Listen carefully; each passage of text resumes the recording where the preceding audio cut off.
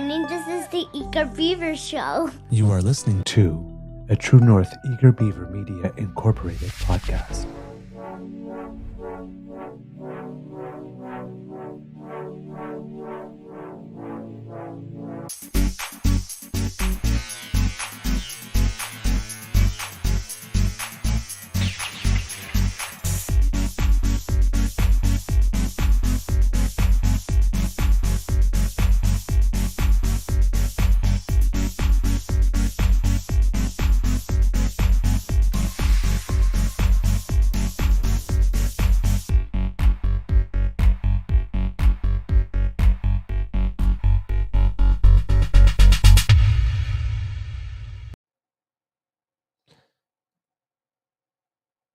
Good morning, kits and cubs.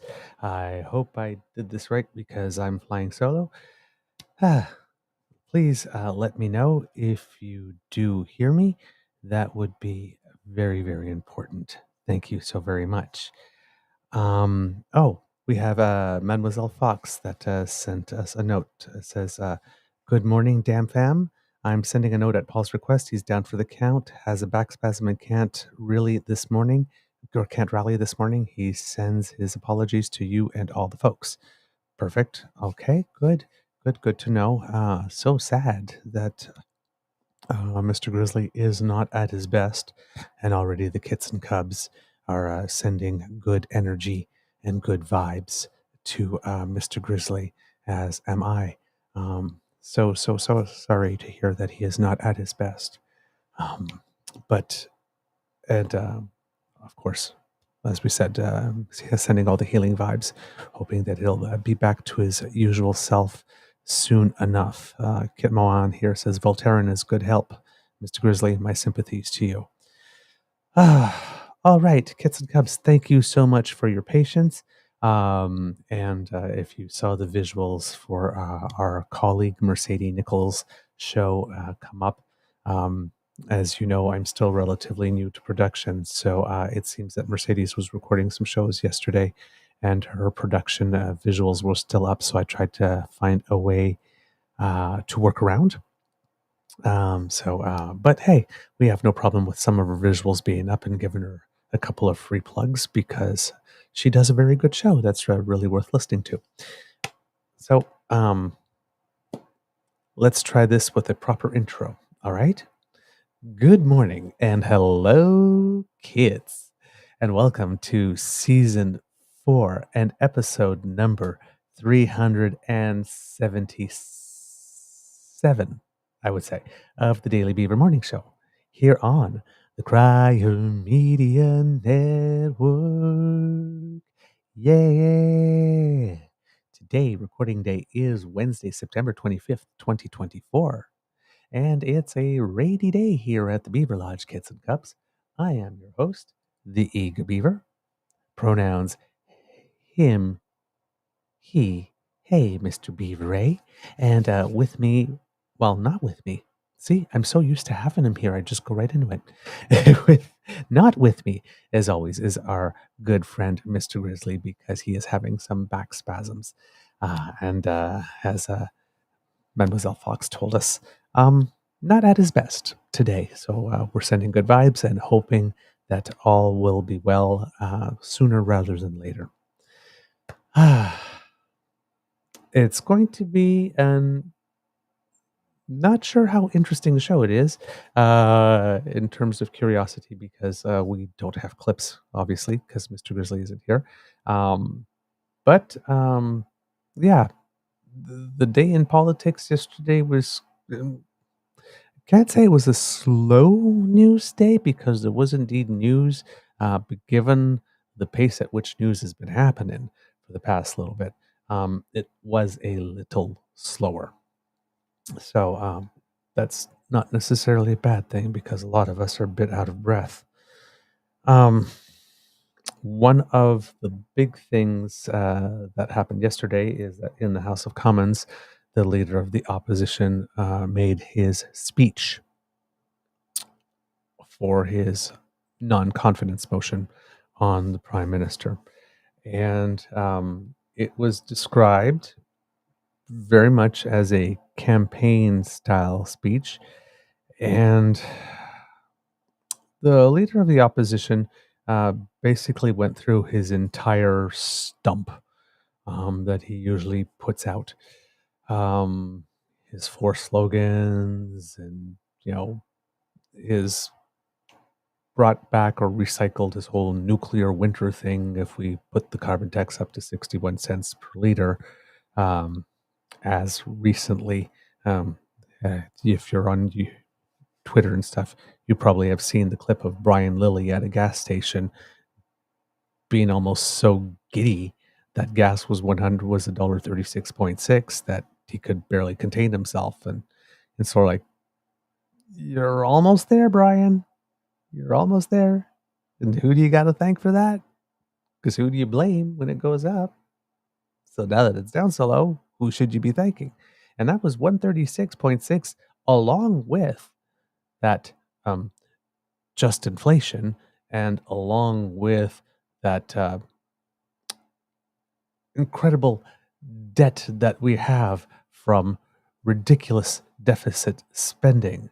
So, yeah, they're not making the link that when they're celebrating gas that's at $1.36.6, um, while complaining that the price of gas and carbon tax specifically is what's forcing 2 million people to food banks single-handedly. Um, they're working very hard not to get the fact that it has been, as everybody's been saying all along, inflation is contributes a rather negligible amount to the cost of your price of gas, and while the carbon tax does add some, um, clearly not so much that there's certain parts of the country where you can't get gas at less than $1.40 a liter in mid-September. Um, yeah. So, um, not not a good line for him. And he was in the house and presenting all of this stuff. And because he's putting all these things in it, of course, right, it makes it a poison pill. It makes it such that the bloc can't vote for it, because as soon as you backstabbing doing anything for the environment, you lose Quebec right off the bat. And Jagmeet Singh is so desperate to make it clear that he's not dancing to anybody's tune but his own, that he can't help Pierre Poilievre. So, as a lot of people have been saying, the introduction of his motion um, seems to be more of a play to self-aggrandize. It's a stunt, as a lot of people say, and it's basically turned into a confidence motion on Poilievre himself, on whether or not Canadians want him as a leader, whether or not um, the House thinks that it needs a change. And it's a tricky position, yes, because, Singh painted himself into a corner saying that this government is too selfish, too weak, and too beholden to corporate interests and doesn't deserve a second chance, as he's going to be voting to give them a second chance. And, well, yeah, politics is messy, kits and cubs. So you have a whole bunch of people with not a lot of credibility here. And, well, I'll just go to this article here from CTV. It says, debate gets testy as MPs consider confidence motion in PM Trudeau. MPs debated the first non-confidence motion of the fall House of Commons sitting today, that's yesterday, seeing Conservative leader Pierre Poilievre push once again for a snap election. But with votes secured to keep them afloat, Prime Minister Justin Trudeau's Liberals were quick to turn the discussion into a referendum on the Conservative alternative. And the thing that's particularly delicious here is that it's so not going to happen. Right. Well, number one, from the Conservative side, they introduced the motion on the day they know that the Prime Minister wouldn't be there because he was at the UN. And then the flip side of that is that this is so not going to happen that the prime minister didn't even feel he needed to be there. Of course, the vote, I think, is today. The prime minister will be in the House for the vote.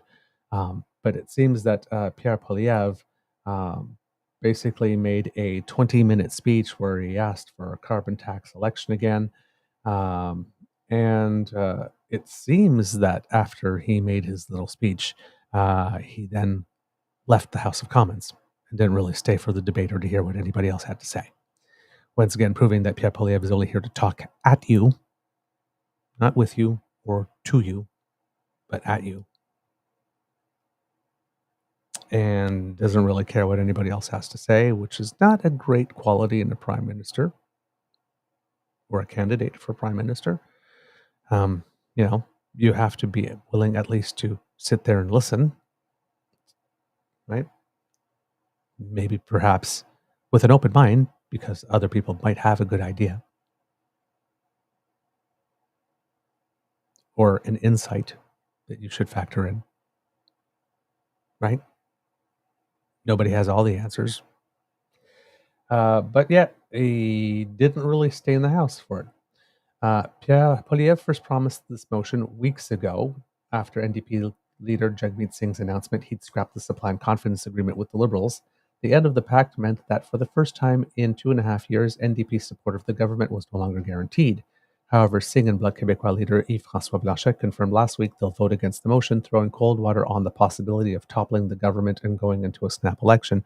But that doesn't stop Pierre Poilievre from wasting the time of Canadians, wasting the resources of Canadians, and wasting legislative time in the House on a motion that he knows is not going to pass. Because, of course, for him, he doesn't really care so much if it passes or not. He wants the clips. He wants the clips. He wants to market. He wants to fundraise. Right? Poilievre, in his speech in the House of Commons on Tuesday, reiterated his plan to verb the noun, verb the noun, verb the noun, and verb the noun, and again promised this will be a carbon tax referendum, a carbon tax election, even though we've already had 2 or 3, depending on how you count. That is our vision. Poilievre concluded, that is our purpose. Let's bring it home. Wanting to get rid of a carbon tax is not exactly a vision. That is our purpose. Well, it does seem that your purpose really is to exist only to yell, bring down the government, because it seems that even though this one's going to fail, the Conservatives have 5 of these opposition days, 5 opportunities to present this, and it seems that there's a plan to table the next one Thursday. So they're tabling this one on Tuesday. It's going to fail on Wednesday, and it seems that they want to table another one on Thursday. And word on the street is that they are going to use up all 5 of them before Christmas. So it seems that from now until then, it literally is the entire vision and purpose of the Conservative Party of Canada is to tie up the House of Commons, your house,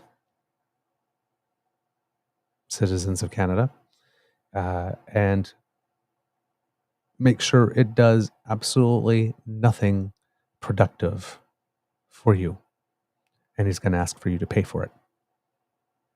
And then he's going to take clips and he's going to put it all over his social medias.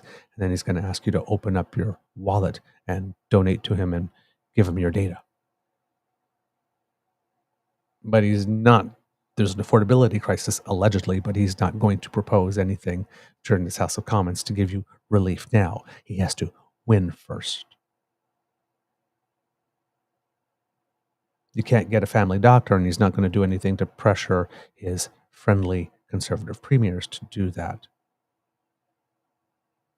In the meantime, because he's going to vote against pharmacare, for example. He's still claiming, as the Prime Minister mentioned on Colbert, that dental care doesn't exist, even though 750,000 of Canadians have received care already, and 80% of providers are signed up onto the program. He's still saying it doesn't exist.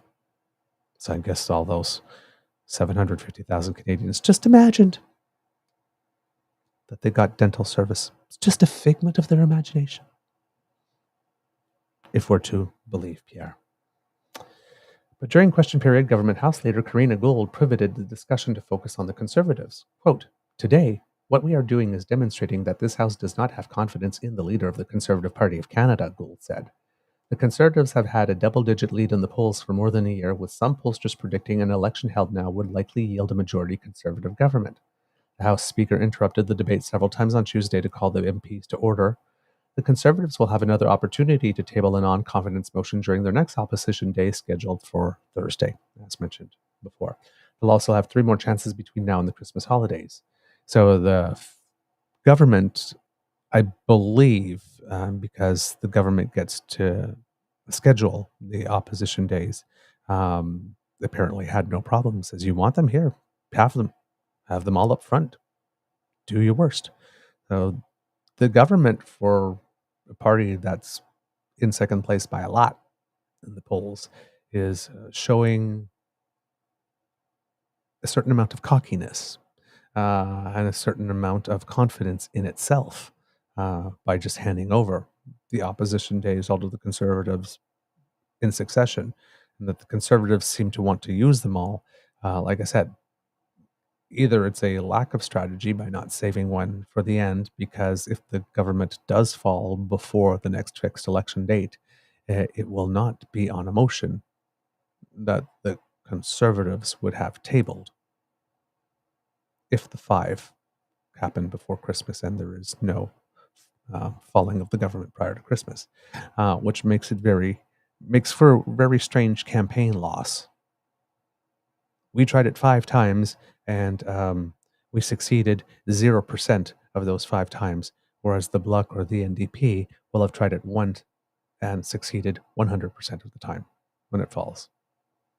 It's probably not a great narrative to kick off your campaign run. So the lack of strategy, I understand that their focus on strategy right now is to just basically flood the zone with Trudeau has to go and really raise the drumbeat. See, we keep on having these confidence votes. And you can't trust anybody because they're all going to prop him up. You got to trust just only us. But they also will not be the ones who actually got it done when it happens. Well, trying to gain a lot now while sacrificing the future. Yeah, that kind of tracks for Conservatives, doesn't it?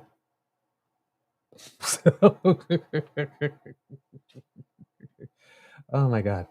During the debate, Singh used his time to ask directly whether Poilievre would get rid of the dental care plan brought in as a cornerstone policy of the Supply and Confidence Agreement. Poilievre didn't specifically answer, saying instead he wanted to, quote, correct the falsehoods about his record on healthcare and criticizing the NDP's pharmacare proposals. Quote, "We're going to vote today against Conservative cuts and against the Conservative motion," Singh said, and accusing the Conservatives of cutting healthcare under the former Prime Minister Stephen Harper and of planning to cut dental care and pensions if Poilievre's Conservatives form government. Singh also took the game at the Liberals, criticizing their record on healthcare and calling them, quote, too weak to stand up to Conservative premiers. Yeah. If I remember correctly, the way that went down is that the Prime Minister presented them with a deal, and they all said, no, that's not enough. And then the Prime Minister walked away from the table and said, well, the deal's there. And then slowly but surely, one by one, every single one of the provinces and territories signed on to the deal. But apparently that's not standing up to the premiers. Okay.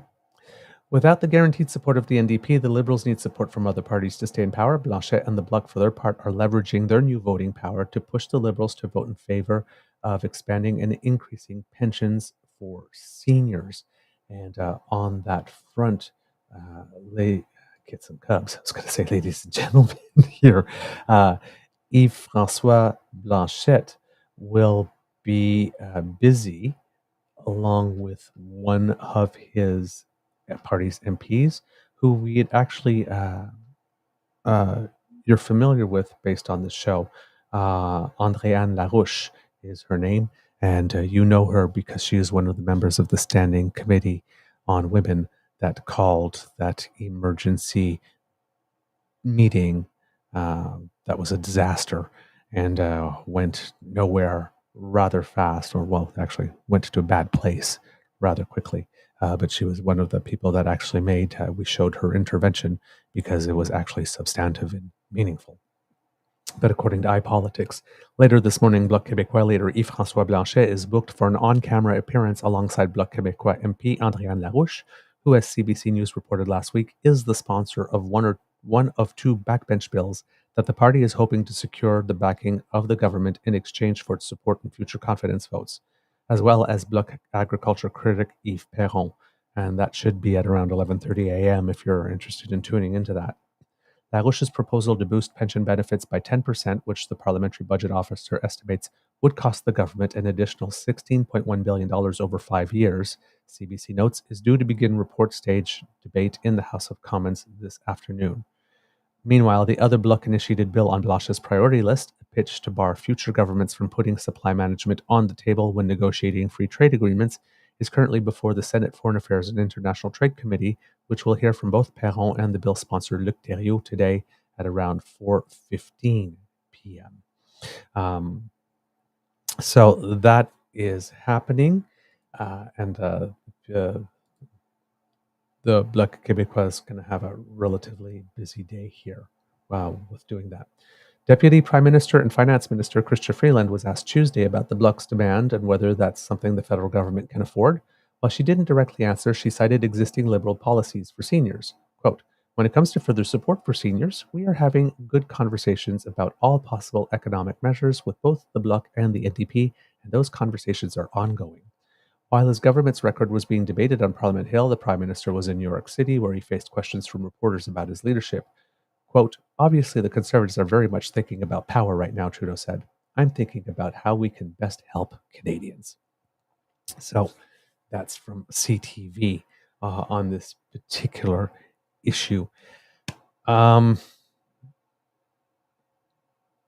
It's, how would I put it?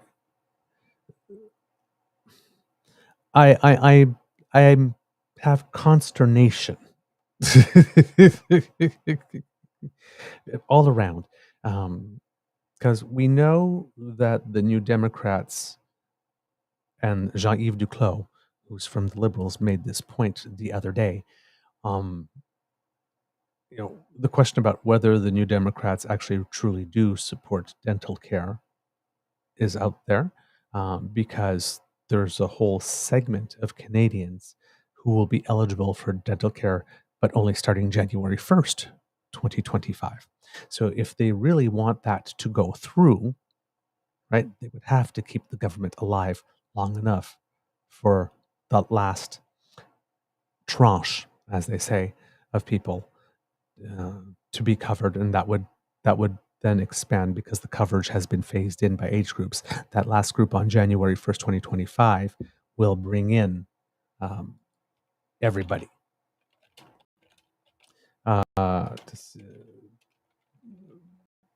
Everybody that was eligible to qualify would then be qualified for that.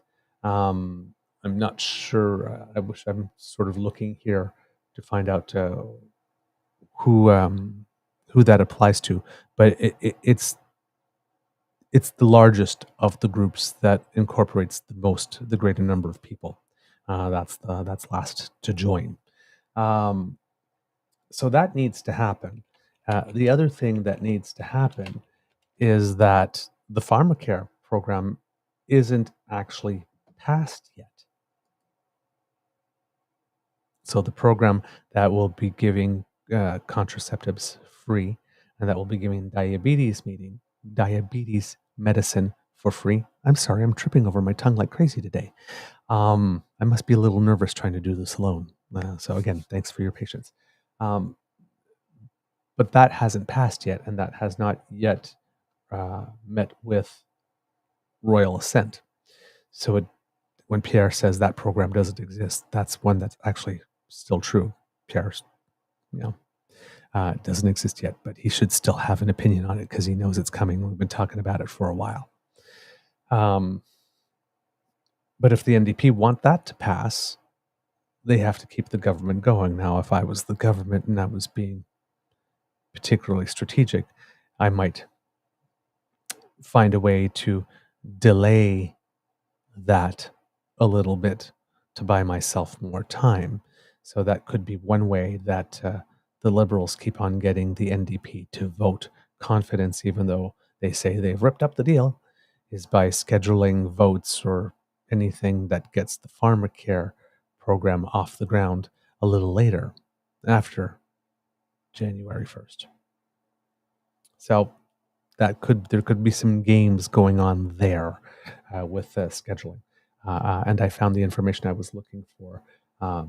Basically, um, with the dental care program, basically all seniors 65 and above have registered. That started May 2024. That all those groups could be registered. And then persons with a valid disability tax credit certificate joined in June of this year. Children under 18 years old joined in June of this year. So basically, everybody 18 to 64 who are eligible as Canadian residents will all be able to start applying starting in 2025. So that's a big amount of people. And a lot of them do have interest in this program going forward, especially now that they're seeing the testimonials of people who have received the services under this program and are actually quite liking it. So the NDP is in a pickle with regard to the policies that they want. And then again, one would have to ask the question, well, if, the policy gets royal assent and then, is now law, and you take the government down the very next day, let's say, did you really care about the program? Because it seems to me that you would want a program to be active and working for a certain amount of time so that people get to know it and like it if you want it to survive. That was if you look at the United States, when President Barack Obama brought in the Affordable Care Act, or Obamacare, um, it was a double-edged sword for him because he made sure to bring it in during the first 2 of his 8 years as a president. But that came at the cost of him being able to do pretty much anything else for the next 6 years. Now, he did do a lot of stuff, but it made it much harder. So many backs on the Republican side got up because of that, because it passed and it passed successfully. Is that they basically, tried to make sure that he couldn't pass anything ever again, and then they kept on trying to destroy the one thing he did pass. And it was very, very vital for him to have his term renewed, to get elected a second time as president, to make sure to give it enough time to last, because that was one of the things that the Republicans said, we have to try and take it down fast now, because if people get used to it, they'll like it. And if they like it, we won't be able to get rid of it. Like Medicaid and Medicare, which they've also been trying to get rid of or keep on cutting in several different ways, but never ultimately succeed. So it's the same thing in Canada, right? If you were the NDP and you really cared about the program more than power, you would probably try to keep this government going until the actual scheduled fixed election date law. And then you would be throwing all your resources in campaign against Poilievre and the Conservatives who want to remove this, so that even if you don't win as the NDP, there is a party that wins that will keep the program in place. So it would be in place for another 4 years, assuming a majority government or assuming another minority government that goes the entire way, so that by that time, running on taking it away would be political suicide. But that is if you're playing the long game and you actually care about the program and the people more than you care about power. And that inconsistency in NDP behavior is the thing that is making certain people question their commitment to these policies and these programs. And these are questions that should be put to the leader of the fourth party by the press and the media. Because we seem to have this thing in Canada where we believe that the media is supposed to keep the government to account but only the government to account. And I don't personally believe that's true. I personally believe that media should be holding everybody to account, all the parties, not just the government. The opposition party, that's the government in waiting, all the other oppositions. You're saying things, and let's test them. And I believe that parties should be keeping each other to account. So you often see this in discussions about ethics or whatnot, right? Say, oh, well, liberals did that and it's violation of ethics because they might, they're dealing with people with whom they might be doing business or that they are doing business. Well, when the leaders of the opposition parties say that they're going to do certain things, let's say for the business community, well, those things should also be exposed to scrutiny, right? Just because they're not the government now and they can't offer it now, they are campaigning and getting donations based on a policy they say that they want to institute that could pick winners and losers, that could favor some and not favor others. The fact that they happen to not be in power right now doesn't mean that they shouldn't be held accountable for what they're promising to do if they get power.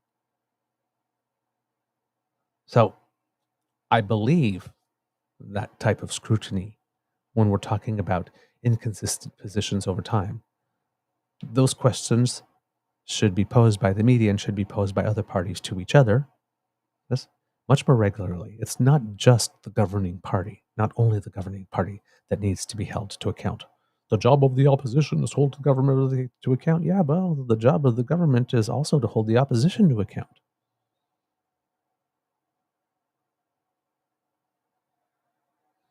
If you're opposing a policy for a dumb reason, like, for example, I have to use the example in the States again, Donald Trump saying, no, don't support the border law because I need that to still be a problem so that when I run, I can talk about caravans and Haitian migrants and eating cats and dogs.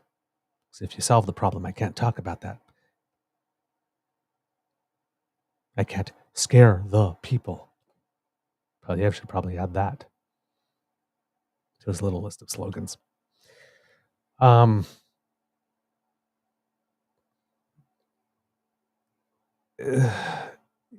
questions need to be asked. The questions need to be asked. It's not just government that needs to be held accountable. So hopefully this will start happening more, particularly since Pierre Poilievre is being viewed as the inevitable prime minister by the media. Then it would seem rather consistent that the media should start putting some emphasis and some scrutiny and some focus on him and what his alleged policies and plans are, than to ask uncomfortable questions. Now, of course, Pierre Poilievre is doing this thing where he comes up and has a press availability where he talks in French for X number of minutes, then he talks in English for X couple of minutes, takes just one or two questions, and then turns on his heels and leaves. And I saw a discussion, I think it was on Power Politics, where believe David Cochrane was asking them, well, what are we doing to try to keep him more accountable? And there's like, well, we're trying, we're asking the questions, the two that you get, and then he sidesteps them, doesn't answers, and so you're not really trying. You're not really trying. Like this, if he sets the game that says, I'm going to talk at you for 16 minutes, you get to ask two questions that I am not going to answer, because Pierre set it off as, I understand you're asking me this question, but here's what I'm telling you. So you can ask me whatever question you want. I'm going to answer the question I want, is Pierre Poilievre's take. So if you're only getting two questions and you already know that he's not going to answer your question no matter what it is, are you really trying? If you're not doing anything else to change the game, if you're just showing up and accepting the rules that he's imposed on you, are you really trying? Well, we had two opportunities and we did ask. Did you insist on an answer? Did you interrupt him while he was answering? Did you say, you are not answering the question? Did you actually say, why are you being so evasive? Why do you think Canadians say, well, we'll tell Canadians what we plan to do when the writ is dropped and we drop our platform? And it's like, and you know the Conservatives are not going to drop a platform. When the time comes, they'll probably recycle Harper's 5 priorities thing from the first election that Harper won with an asterisk. They pleaded guilty in court to having cheated to win. About 5 years later.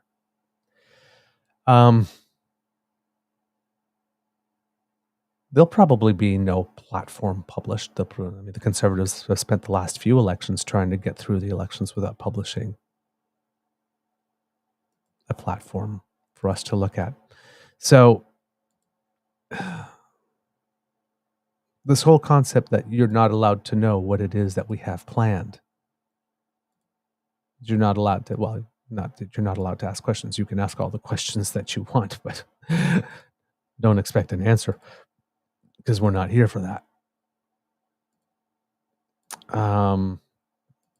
That requires some accountability. And yes, by questioning him, you might lose access. So don't cover him. Or cover him from a distance. Don't get the quotes. Give more airtime to the other parties. CBC did that the other day. They tried to have people on to discuss the whole motion, and they invited the Bloc and they invited the Conservatives, and both of them decided not to send somebody. So there was somebody from the Liberals and somebody from the NDP. I mean, if they want to surrender their airtime, they can. And, Pierre's been making it much more difficult. I was listening to that episode of Power and Politics, and David Cochrane, the host, has said he has not been able to interview any single Conservative MP whatsoever since March of 2023. They just don't send anybody to him. He's been blackballed. He's been blacklisted. Because he actually asks follow-up questions and retains what you said from before and brings it back. Conservatives don't like the scrutiny and the accountability, so they just don't send anyone. It's our national broadcaster. It's the national politics show on our national broadcaster, and the Conservative Party thinks so little of you as Canadians that they haven't sent a single MP to be interviewed or have a conversation with the host of the show since March of 2023. That should be unacceptable. That should have scrutiny. It is not being applied. And then, yesterday, there was a new development on that front, because it seems that Pierre Poilievre has found another media target, because his two favorites seem to be CP and CBC. Well, now we can add CTV to that. Pierre Poilievre has a battle with them, according to I will take the CBC report on this rather than going to CTV specifically, because if you're reporting on yourself, that might not be the primary source to go to first. Conservative leader Pierre Poilievre tore into BCE Incorporated on Tuesday after CTV News, which is owned by BCE, ran an edited clip that altered the meaning of his words. Rising in the House of Commons during debate on his non-confidence motion, Poilievre said CTV Sunday News item on that motion was, quote, extremely dishonest and fraudulent. He blasted Bell, citing a rating agency's recent decision to downgrade its credit rating to, quote, near junk status. He accused CEO Mirko Bibic of being overpaid, said he empties the books to pay his wealthy friends, and claimed the company pays, quote, an unacceptably and unrealistically high dividend. Of course, he didn't have a word to say about that in that way when they just unceremoniously turfed Lisa Laflamme. Then it was crickets. It was still Mirko Bibic, who was the CEO at that time. He was still overpaid at that time. He was still allegedly emptying the books to pay his wealthy friends at that time. And the company was, probably at that time, paying an unacceptably and unrealistically high dividend. But he had nothing to say then. He only has something to say now. Now that he's been affected and he's the victim. Polyev has been a frequent critic of the news, media, and parliamentary press gallery in particular. He has accused media outlets like CTV, CBC, the Canadian Press, and others of being pro-liberal when he takes issue with their coverage. But it's unusual for a senior politician like Polyev to condemn in such strong terms a major publicly traded company like Bell. Although Prime Minister Justin Trudeau called the company out earlier this year for what he called, quote, a garbage decision to lay off journalists and media workers, something you thought would get Pierre upset in this way, but didn't. Polyev suggested, without evidence, as always, my editorial edition, that the news team behind the altered clip was somehow doing the bidding of Bibic. Quote, the reason why he and his other cronies at that company are going after me is because he knows that I'm standing up for the people against the crony capitalists and insiders like him. So they're going after him now. So this was intentional, he is claiming. Bibic has been a Conservative Party donor in the past, according to Elections Canada records. In 2004, he made a donation to a local Liberal candidate in Ottawa. Bibic also gave money in 2022 to Jean Charest, Poilievre's main opponent. There we go. In the last Conservative leadership election, records show. There we go. There we have it. He was disloyal. He's getting the Karen Vecchio and Alain Reyes treatment. Poilievre's pointed attack this time stems from CTV News' decision to rearrange some of the words Poilievre uttered in a scrum with reporters. The Conservatives say CTV spliced together his words in a way that gave the impression that Poilievre was introducing a non-confidence motion which would bring on an early election because he wants to do away with Liberal government's fledgling dental care program. In a scrum with reporters, Poilievre said, that's why it's time to put forward a motion for a carbon tax election. A media source edited something in a way that gave the impression that you made a comment about one thing when the comment was about another thing, and that's why we need a carbon tax election. Not sure how we get from point A to point B here. That's just not logical in like any way, shape, or form. Now here's the thing. Pierre Poilievre is trying to describe this as the media, like took one bit of a sentence here and another bit of a sentence here and another bit of a sentence there and another bit of a sentence there and then strung them together to try to make one complete sentence. It really wasn't that. It was like one thing and then there was some commentary and then there was another thing put.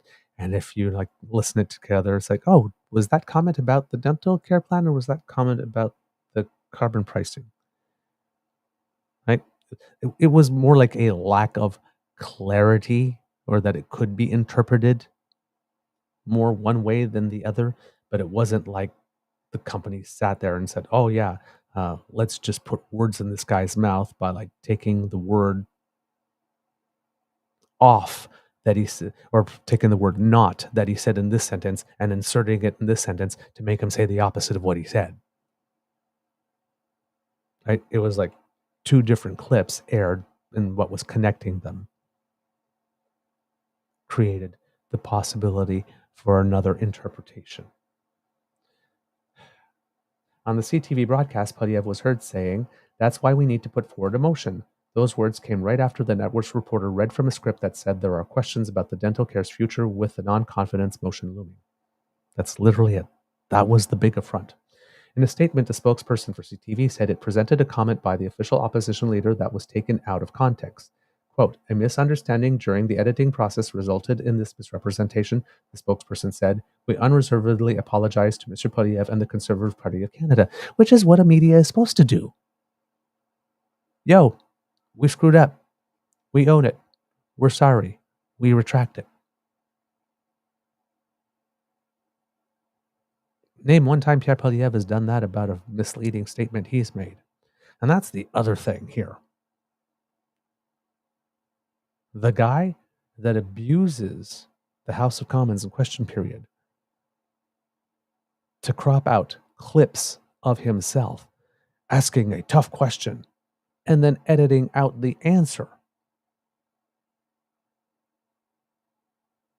The party that does that, the guy that does that now wants you to believe that they have problem with selective editing. Girl, please. Of all the parties that are out there right now, because let the Conservative Party have a problem with selective editing when that's all they're about. And it doesn't have to just be visual, right? Just think of all the times they talk about the alleged carbon tax, which is actually a regulatory fee, and never mention the rebate. Isn't that a little bit of a selective editing? You talk only about the costs, but you never talk about the revenue. But yes, we're supposed to believe that the Conservative Party of Canada has a problem with people editing things in such a way that makes them seem like they're not. Makes them seem like they're something other than what they are. I'm finding that hard to believe. I'm finding it hard to muster up sympathy for poor little Pierre. And then particularly since he really does want to kill the dental care program. Okay, the story was misedited. But what the story was misedited to say, if it could be interpreted that way, certainly didn't cause any damage to your reputation or misrepresent your policies.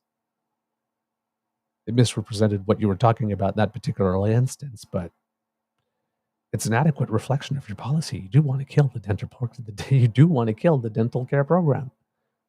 So why are you mad, bro?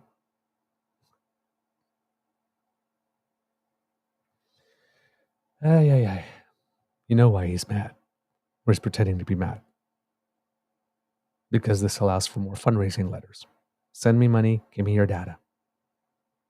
I'm such a victim. I was been misedited. Oh, it's so terrible when other people do it. Send money. Give me your data. Ugh. Guys, exhausting. Just exhausting. And here's where things get really bad. So first, he's trashing the company. Now, this is BCE. If you are listening to this, and let's say you have a pension, a portion of your pension is probably invested in BCE. He's trashing a Canadian company. Do you know what that can do to a company's stock price? Do you ever remember, if you sit back and think, a leader of this country rushing up to a mic to bash a corporation? Now, of course, this is the guy that turned around and called a local brewery's beer gutless and watered down because they dared to put out a statement saying we didn't invite him here. They rented the spot and we rented to them like we rented to everyone else. But the fact that we rented them doesn't necessarily mean we support them. He took that as a huge personal affront and then attacked the reputation of the company, tried to destroy its business. He's doing the same thing here. Except there's a lot of us that are invested in that business. If not directly, then indirectly. It's a wholly irresponsible and reckless and immature way to go about doing your business as a leader of the opposition. There should be questions put to him. Sir, by coming out and attacking a Canadian corporation in the manner that you have done, what do you say to Canadians whose pensions are invested in that company that you've just tried to tear down? Do you realize that by doing that, you may have negatively and adversely affected people's pensions? Why would you do that? Especially after the company printed a public apology and retraction and admitted its error. Now, here's where things could potentially get legal. Quote, this wasn't a simple This is Sebastian Skamsky, the spokesperson. He dismissed CTV statement as a, quote, so-called apology. Conservatives seem to like the word so-called a lot, right? Rusted in BC called it a so-called vaccine the other day when said he regretted having taken not one, not two, but 3 shots. Oh my God. These people. Quote, that wasn't a simple misunderstanding, he said on a post on X. Until they explicitly acknowledge their malicious editing and omission of content to undermine Pierre Poilievre, Conservative MPs won't engage with CTV News and its reporters. Skamsky posted to social media a picture of a memo to the Conservative caucus directing MPs and senators, quote, to refrain from engaging with CTV News, including participating in interviews, providing statements, or offering any form of commentary. So, yes, kits and cubs, in the alleged freest country in the world,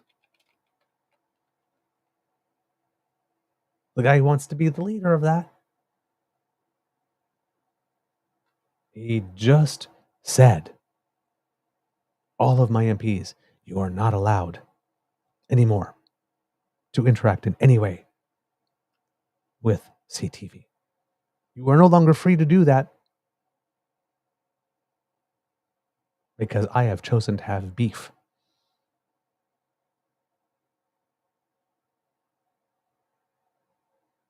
I have chosen to have beef. They made a mistake.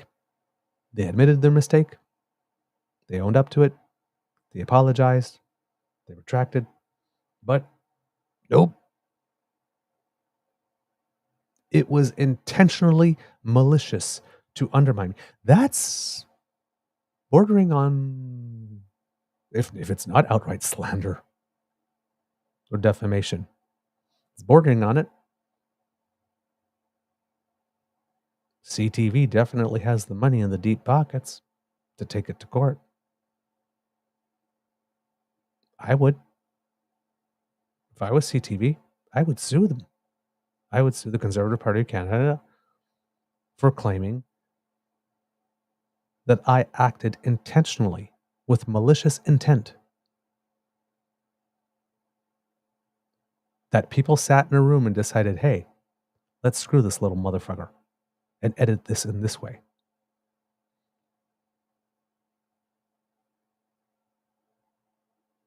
I think that they would have a very damn good case. It is completely irresponsible for a leader of a political party, one that sees themselves as the next prime minister, to actually claim that a corporation is intentionally and maliciously trying to undermine him when it was just an error. Human error, miscommunication, that was owned up to. Well, that's what happens often in defamation suits, right? You are given an opportunity to cease and desist or retract and apologize, whatnot, before it goes to court. So it's like, if you're in a defamation suit, as Tom Mulcair once was, and it goes all the way to court,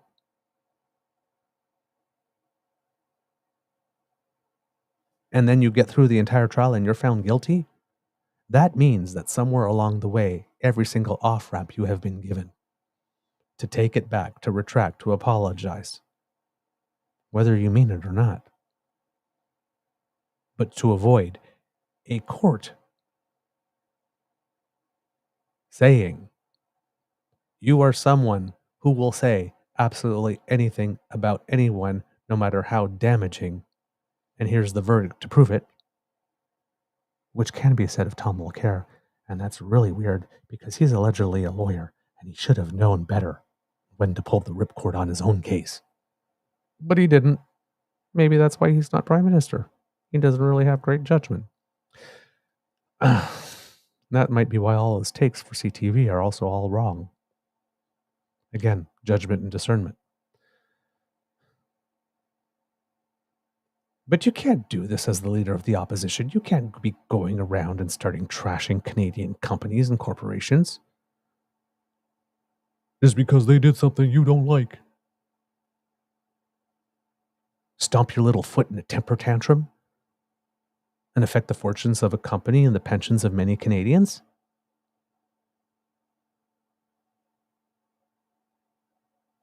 I see a quote here, Kit Donna. You're losing me a bit here. Douglas politicians need to be free to call corporations on the carpet. Yes, they do. They do. You have to do that when they've actually broken the law or doing something against interest. But a misedited clip of you saying something that ends up in the end product saying a position that you actually do believe, but it wasn't the thing that you said that day, after the corporation admits it publicly, retracts it, says we made a mistake, for you then to take the next step and ban everybody from participating with them and saying that they were malicious in their intent in doing that. That's a whole other thing. That's not your regular run-of-the-mill, oil company that doesn't want to clean up its mess and you're calling it to the carpet. They're actually doing something that could damage the public good. This is someone having a personal fit and just having a vendetta.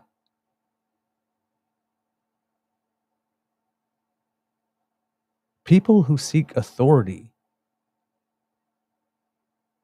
power, permission to lead other people should not have vendettas. At least not in Canada.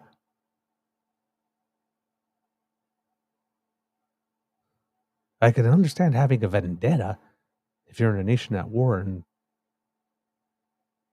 you're mad at the other nation that's done something or it's taken. But I don't understand vendettas because you made an error that made it look like I said something I didn't say. And then the other person says, yeah, we did. Sorry. Whoops.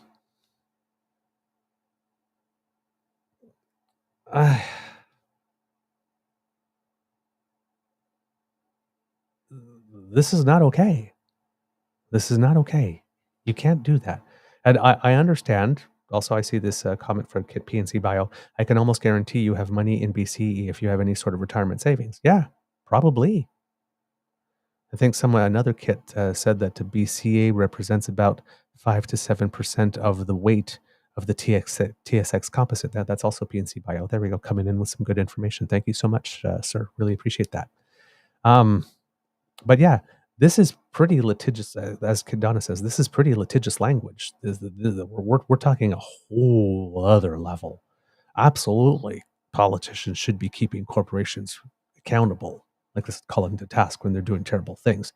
But this wasn't a terrible thing. This was a miscommunication that was noted and acknowledged and owned up to. It's a little weird. So, Sebastian Skamsky on his Twitter, yesterday's so-called apology in Skippy air quotes, from CTV News doesn't cut it. This wasn't a simple misunderstanding, again under Skippy head quotes.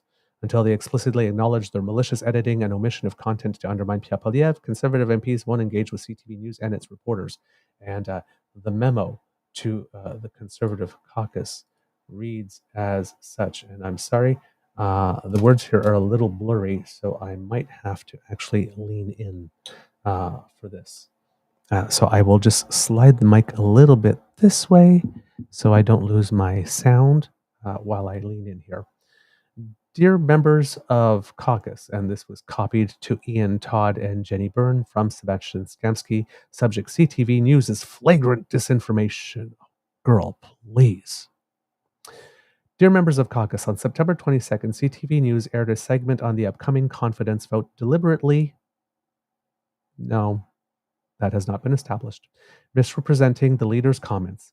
In their broadcast, which aired nationally and was seen by tens of thousands of your constituents, CTV News spliced together different parts of the leader's comments to create the false impression that our Opposition Day motion and confidence vote were focused on the Liberal government's dental care program. The reality is that the leader was clearly and unequivocally speaking about the urgent need for a carbon tax election. And then he quotes CTV National News, September 22 report, timestamp 126, Christina Tenaglia voiceover. A week after saying nixed his pact with the Liberals, the Canadian government released ads noting that close to 650,000 Canadians have already received care. While the continuation of the plan appears safe for now, the events of the last week have raised new questions over the plan's future. That is actually true. The events of the last week have raised new questions over the future of the dental care plan. There's nothing wrong or misleading about that. Then, timestamp 146, you have a clip from Pierre Poilievre. That's why we need to put forward a motion. CTV's supposed clip appears to be there, happens to be 3 short sound bites from the leader spliced together. Pierre Poilievre's September 18th, 2024 raw scrum. So they went back and got some archival footage from 4 days before.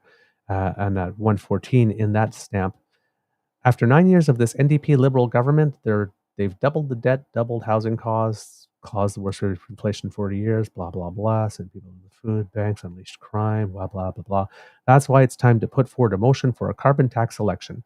A carbon tax election needed because the NDP Liberal plans to hike the carbon tax by 300%, all the way to 61 cents a liter, which would cripple our economy, put hundreds of thousands of people on blah, blah, blah, blah, blah, blah, blah.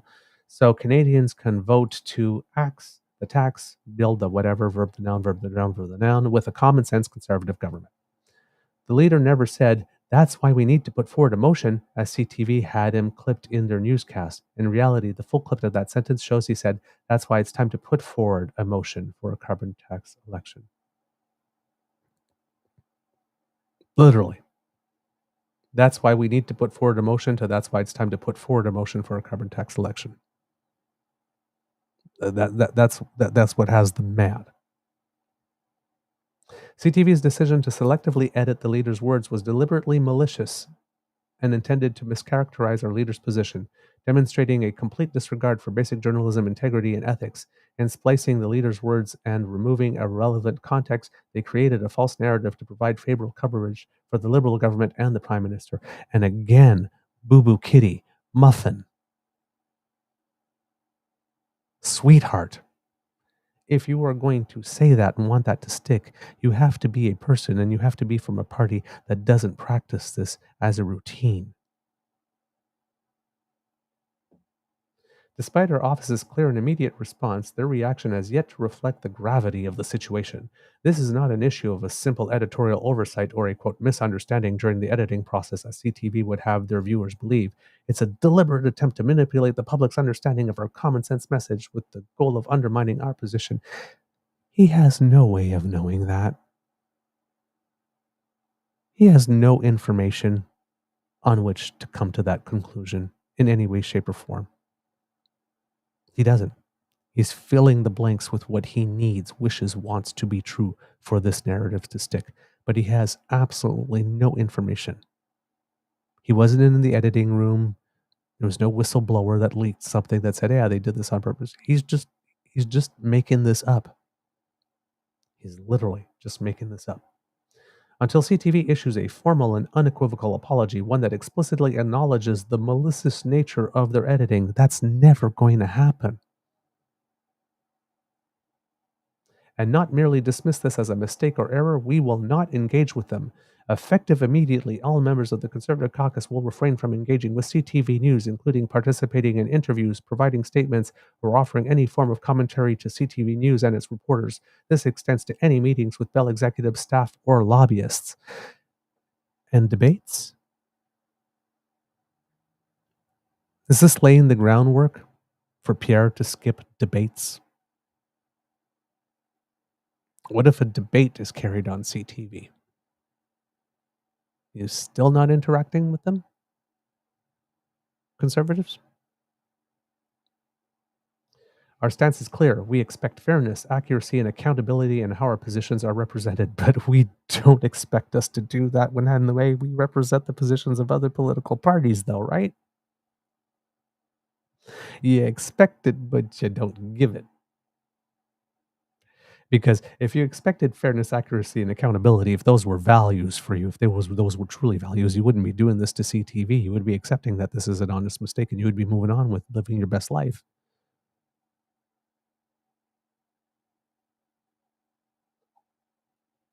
It doesn't work because they're not that party. They are not the party of fairness, accuracy, and accountability in how positions are represented. That's not their thing. Until such time that CTV meets these standards and issues a correction that acknowledges the full scope of their actions, we will not provide them with the legitimacy that comes with access to our caucus. Thank you for your attention to this matter and for your continued dedication to advancing our common sense vision for Canada. Let's bring it home. Best regards, Sebastian Skamsky, Director of Media Relations, Opposition Leader's Office. Whew, that was one hell of a temper tantrum. Oh, they mad now. Oh. Are you impressed yet? Are you impressed? Not really. Not really. Now, talking about news outlets, there's been a lot of stuff going on, and we haven't had a chance to report on them all that much. Um, one of them is that the whole Saltwire group in Atlantic Canada has basically been purchased and is going under the wing of the whole National Post group, Chatham Asset Management. So uh, that includes the Halifax Chronicle Herald, I believe, um, which is weird because Post Media and all of them are not in a great financial situation themselves, but they were able to take controllership of all those papers in the region and bring them under their umbrella, which is kind of sad.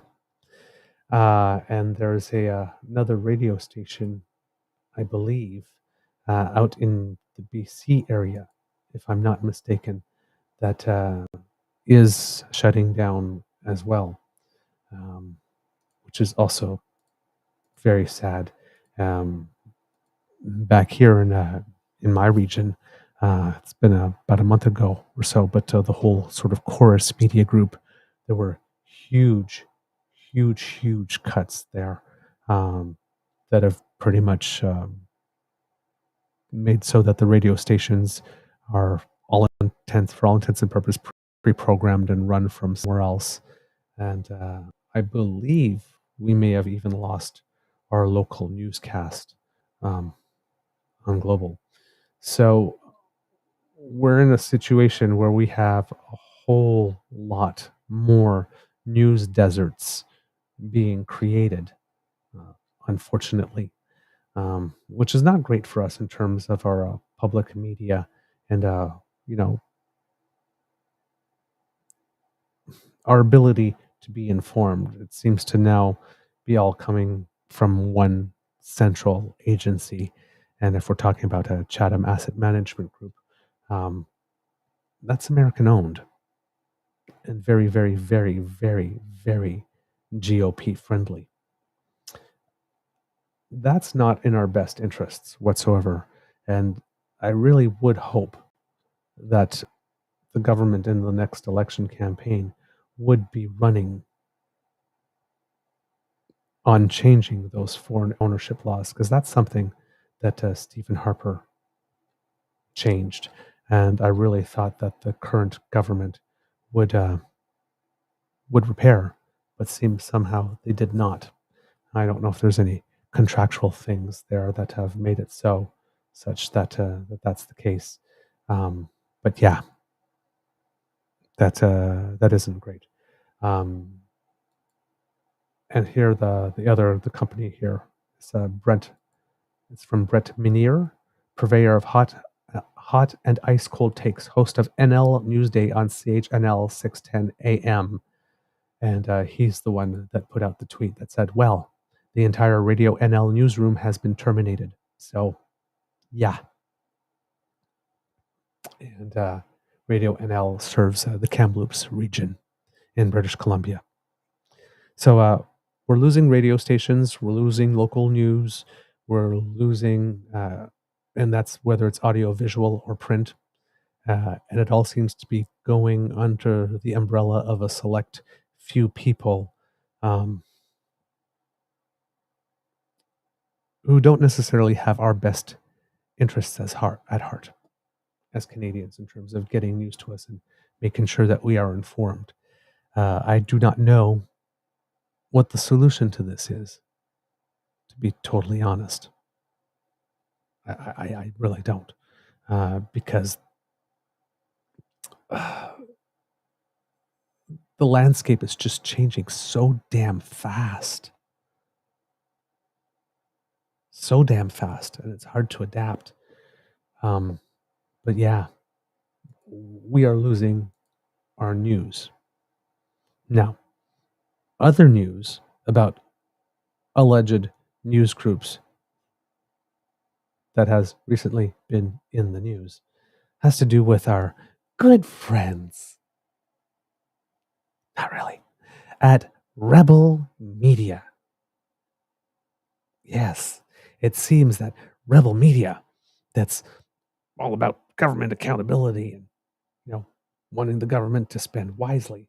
Well, they actually wanted some of those journalism tax credits that Pierre Poilievre says that if you get them, it means that you are automatically obligated to be a mouthpiece for Trudeau. So, did Rebel News want to become a mouthpiece for Trudeau? Because they sure applied for those tax credits. But according to the CBC, a federal court judge has upheld the federal government's decision that the far-right media outlet Rebel News does not qualify for journalism tax credits because it doesn't produce enough original news content. What? Rebel News doesn't actually produce news? I'm shocked.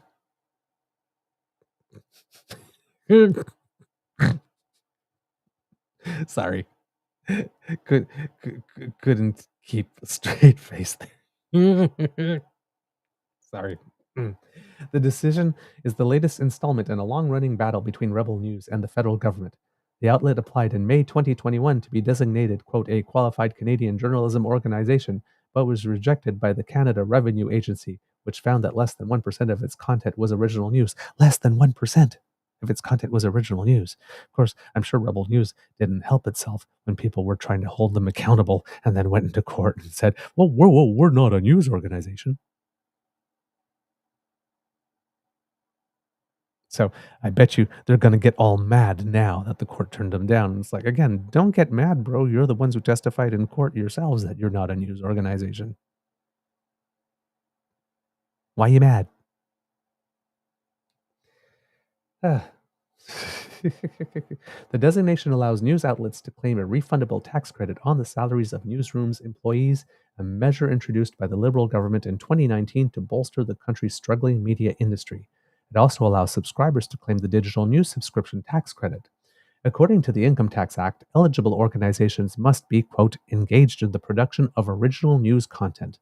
In February 2022, the Revenue Agency found Rebel News didn't meet that standard as its content largely promoted one perspective. Rebel News asked for a reconsideration of the decision and in response to a CRA request, identified a 3-week period to be reviewed for original content. The outlet selected the period between January 30th and February 19th, 2022, which is when a trucker convoy occupied downtown Ottawa, demanding an end to COVID-19 restrictions. Yeah, let's look at all of our history where we only have 1% of original news, and let's reduce that down to the 3 months where there was actually some shit that went down that we were there to cover. Let's take the 3 weeks in the entire history where we produced the most news content and judge us based on that. Even though this court case has been going on since 2021, judge us on just these 3 months when we happened to maybe be doing our job, but it was still coming only from one perspective, so that part doesn't change. In March 2023, the agency upheld its original decision. The media outlet then sought a judicial review in federal court, but in a decision Wednesday, Justice Anne Marie McDonald found the revenue agency's decision, quote, was justified, transparent, and intelligible. Her ruling notes that the agency assessed 423 news reports from Rebel News published during the 3-week period and found that only 10 were original news items. So Rebel Media picked the 3 best weeks, the 3 weeks it was most likely to have produced news content, and out of 423 reports, only 10.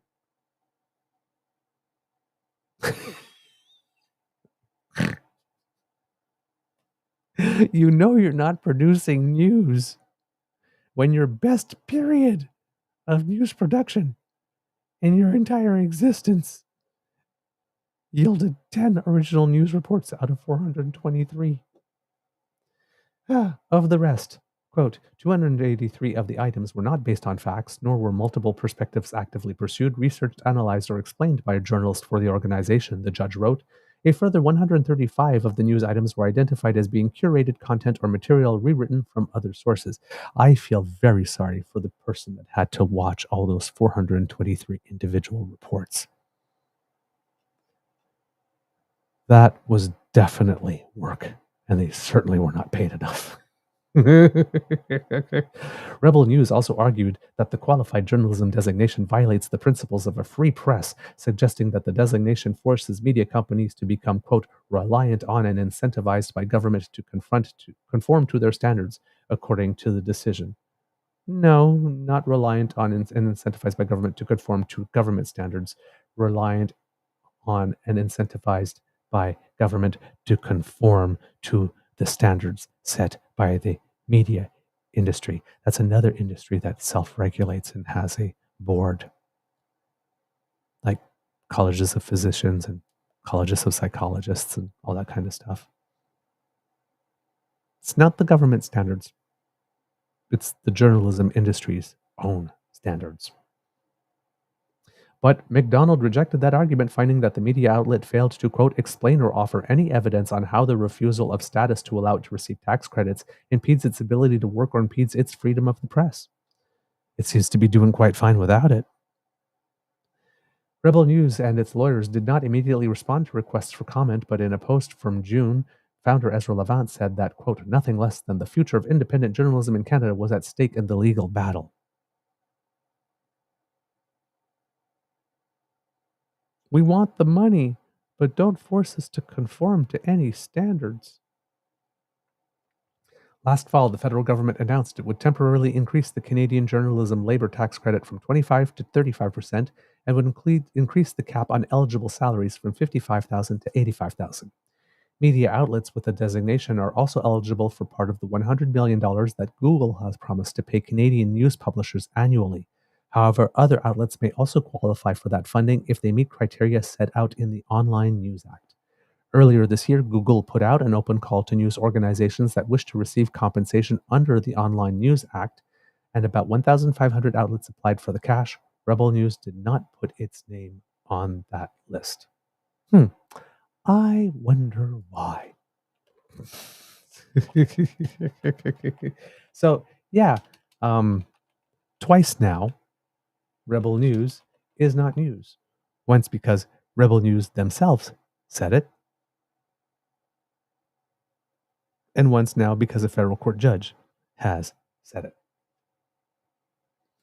And with regard to the acquisition of Saltwire from Post Media, I will also read this in for you kids and cubs, because for those who live in Atlantic Canada, this is a very, very, very big deal.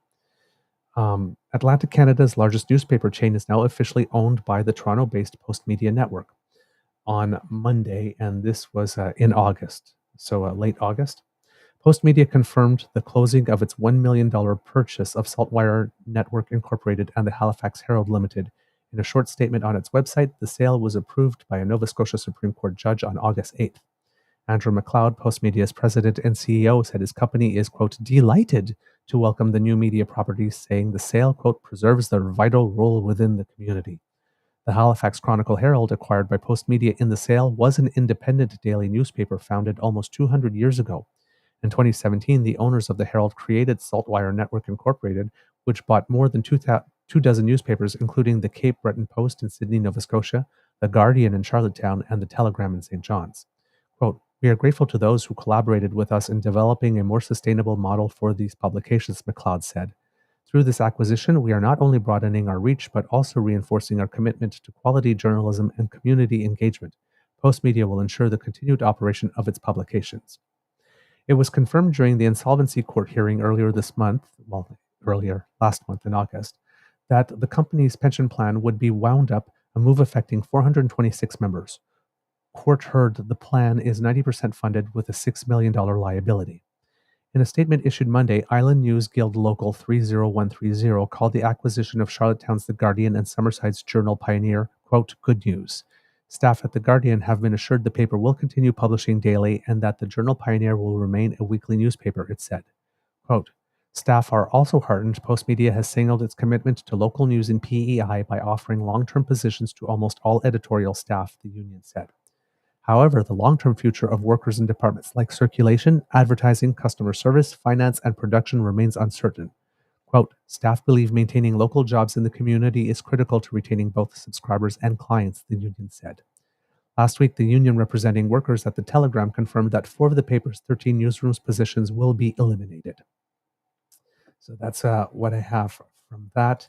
And according to Postmedia itself, it says Postmedia Network Incorporated, a wholly owned subsidiary of Postmedia News Network Canada Corporation, today reported it has successfully closed its acquisition of certain businesses and assets of Saltwire Network Incorporated and the Halifax Herald. Quote, we are delighted to welcome these outlets into Postmedia's family while preserving their vital roles within the community, said Andrew McLeod, President and Chief Executive Officer of Postmedia. Quote, we are grateful to those who collaborated with us in developing a more sustainable model for these publications. Our industry has experienced monumental transformations and continues to face significant challenges necessitating our adaptation. Through this acquisition, we are not only broadening our reach, but also reinforcing our commitment to quality journalism and community engagement. Through the acquisition of Atlantic Canada's largest media company, Postmedia, will ensure the continued operation of its publications. This move will preserve critical journalism jobs, maintain the delivery of trusted news and information to valued readers and subscribers, and support local journalism and the communities it serves.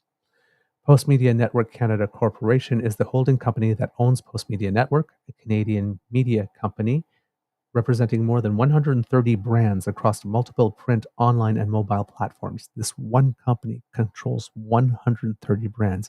You are literally getting the same news and the same perspective from 130 different publications. Award-winning journalists and innovative product development teams bring engaging content to millions of people every week, whenever and wherever they want it. Now I feel a Shakira song coming on. This exceptional delivery and expanding distribution network powers Postmedia Parcel Services. For more information, visit Postmedia. And so we've lost the Saltwire Group to the Chatham Asset Management Group. Yay. What we need, eh? Just what we need. The other bit of news, Kits and Cups, that has nothing to do with media specifically, is coming from Alberta. Premier Daniel Smith seems to have unveiled a plan to amend the Alberta Bill of Rights. And the plan is very interesting. According to Global, Alberta's United Conservative Government plans to introduce legislation this fall that Premier Daniel Smith says will reaffirm the rights of gun owners and property owners in the province and the right to bodily autonomy. Smith unveiled plans to amend the Alberta Bill of Rights in a video posted to social media Tuesday morning, meaning that reporters were unable to ask questions in response, of course. Global News reached out to the province but was told Smith would not be speaking to reporters until Thursday. Quote, in a few weeks' time, our UCP government will be introducing legislation to amend and strengthen the Alberta Bill of Rights, a document that has stood as a safeguard for our civil liberties and freedoms for decades, she said. As her message was accompanied by melodramatic background music, it's almost like that um, we care about trans children video all over again. Hmm. Quote, since its inception, the Alberta Bill of Rights has been a reflection of our shared values recognizing the fundamental rights and freedoms that are essential to a free and democratic society. It ensures all provincial laws and policies must align with those listed rights and freedoms. When asked if Smith's announcement seems more political or legal, a law professor at the University of Alberta told Global News that one cannot, quote, pull apart the law and the politics here. Quote, they walk hand in hand, so it's both of those things, Eric Adams said.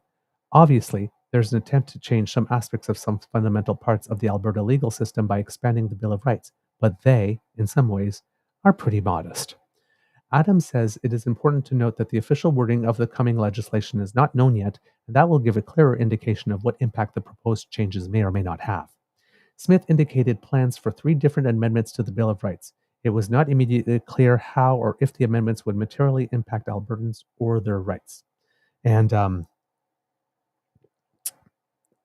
as I'm reading these amendments to you, please keep in mind that Skybox Smith has a leadership review coming up, and that polling has indicated that in the cities of Calgary and Edmonton, a majority of people would like to see her gone. They're already tired of her. Sorry, I got something in my throat. So they're already tired of her. So her popularity or support is coming mostly from rural Alberta. And, well, take a listen. She first spoke of reinforcing, quote, the right of every Albertan to make their own choices regarding the medical treatments they receive. Quote, this includes ensuring that every individual in our province who has the mental capacity to do so will have the right to decide whether or not to receive a vaccination or other medical procedure. In recent years, we've seen the challenges and hardships that can arise when that right to bodily autonomy is not adequately protected.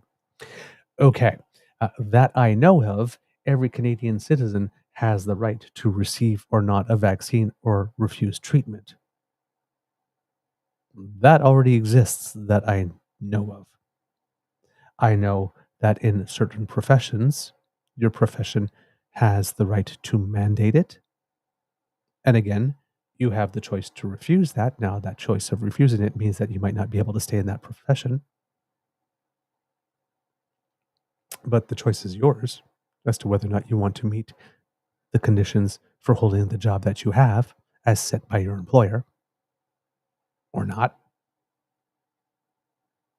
That's a choice. You may not like your choices, but your choice is there. You do have the right to refuse. You just have to take on the consequences that come with exercising, availing yourself of that right. It's that simple. So I'm not sure what's new here in any specific way. And again, the quote, the right of every Albertan to make their own choices regarding the medical treatments they receive, except if you're trans. It would appear. If they pass this, I'm pretty sure that 30 seconds after they pass it, there's going to be some rights group putting in a case going, if we have a right to make our own choices regarding the medical treatments we receive, let's talk about hormone therapy. Thank you very much. Not sure she thought this one through all the way. No Albertan should ever be subjected or pressured into accepting a medical treatment without their full consent. While Smith did not say what prompted this planned amendment, she has been a staunch advocate for people who oppose vaccine passports during the COVID-19 pandemic.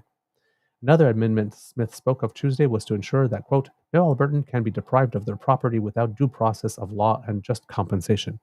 I also do believe that for the majority of the cases in Canada, that's already the law. I know that I believe that certain governments have the right to expropriate people if they need the land for something, but compensation has to be part of that. So again, I'm not sure what additional rights or how she's solidifying any rights with this. Quote, this is a reaffirmation of your right to own and enjoy property that you've worked so hard for. Oh, a reaffirmation. So she's claiming it's just action for action's sake because it exists already. So it's not needed. Finally, Smith spoke of the rights of gun owners in Alberta, a group of people she said has been, quote, unfairly targeted by the federal government over the years, an accusation she made without detailing how she came to that conclusion. As always, quote, in Alberta, we respect the right of individuals to legally acquire, keep, and safely use firearms. So does Canadian law. Already. We do not have a constitutional right to gun ownership, but it is legal. There are rules.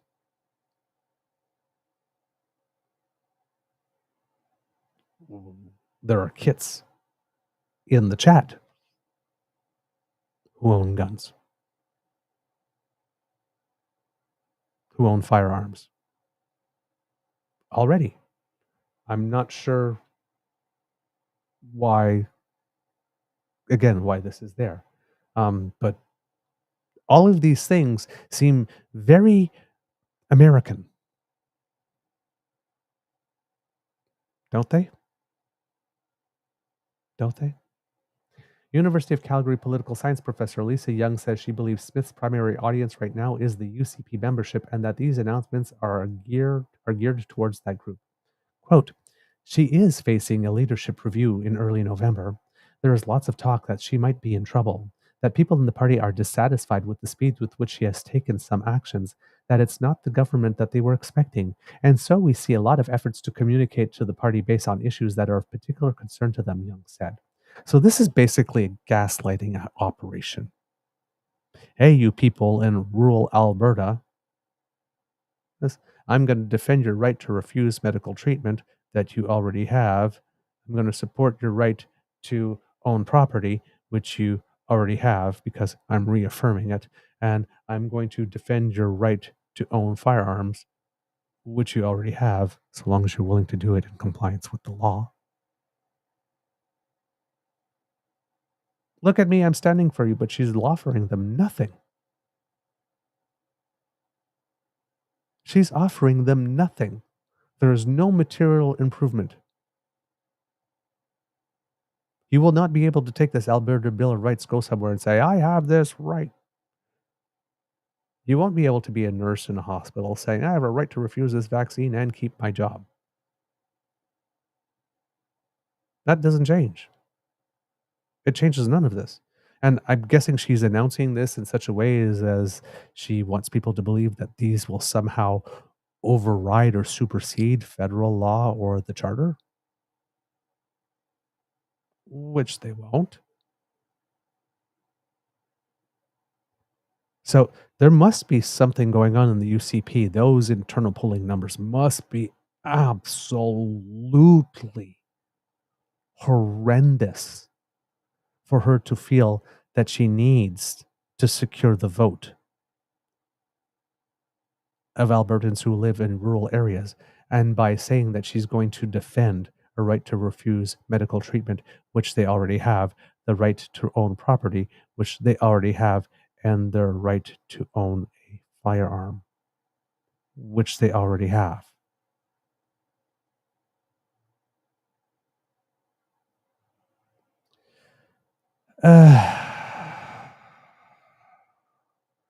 She's another one who exhausts me.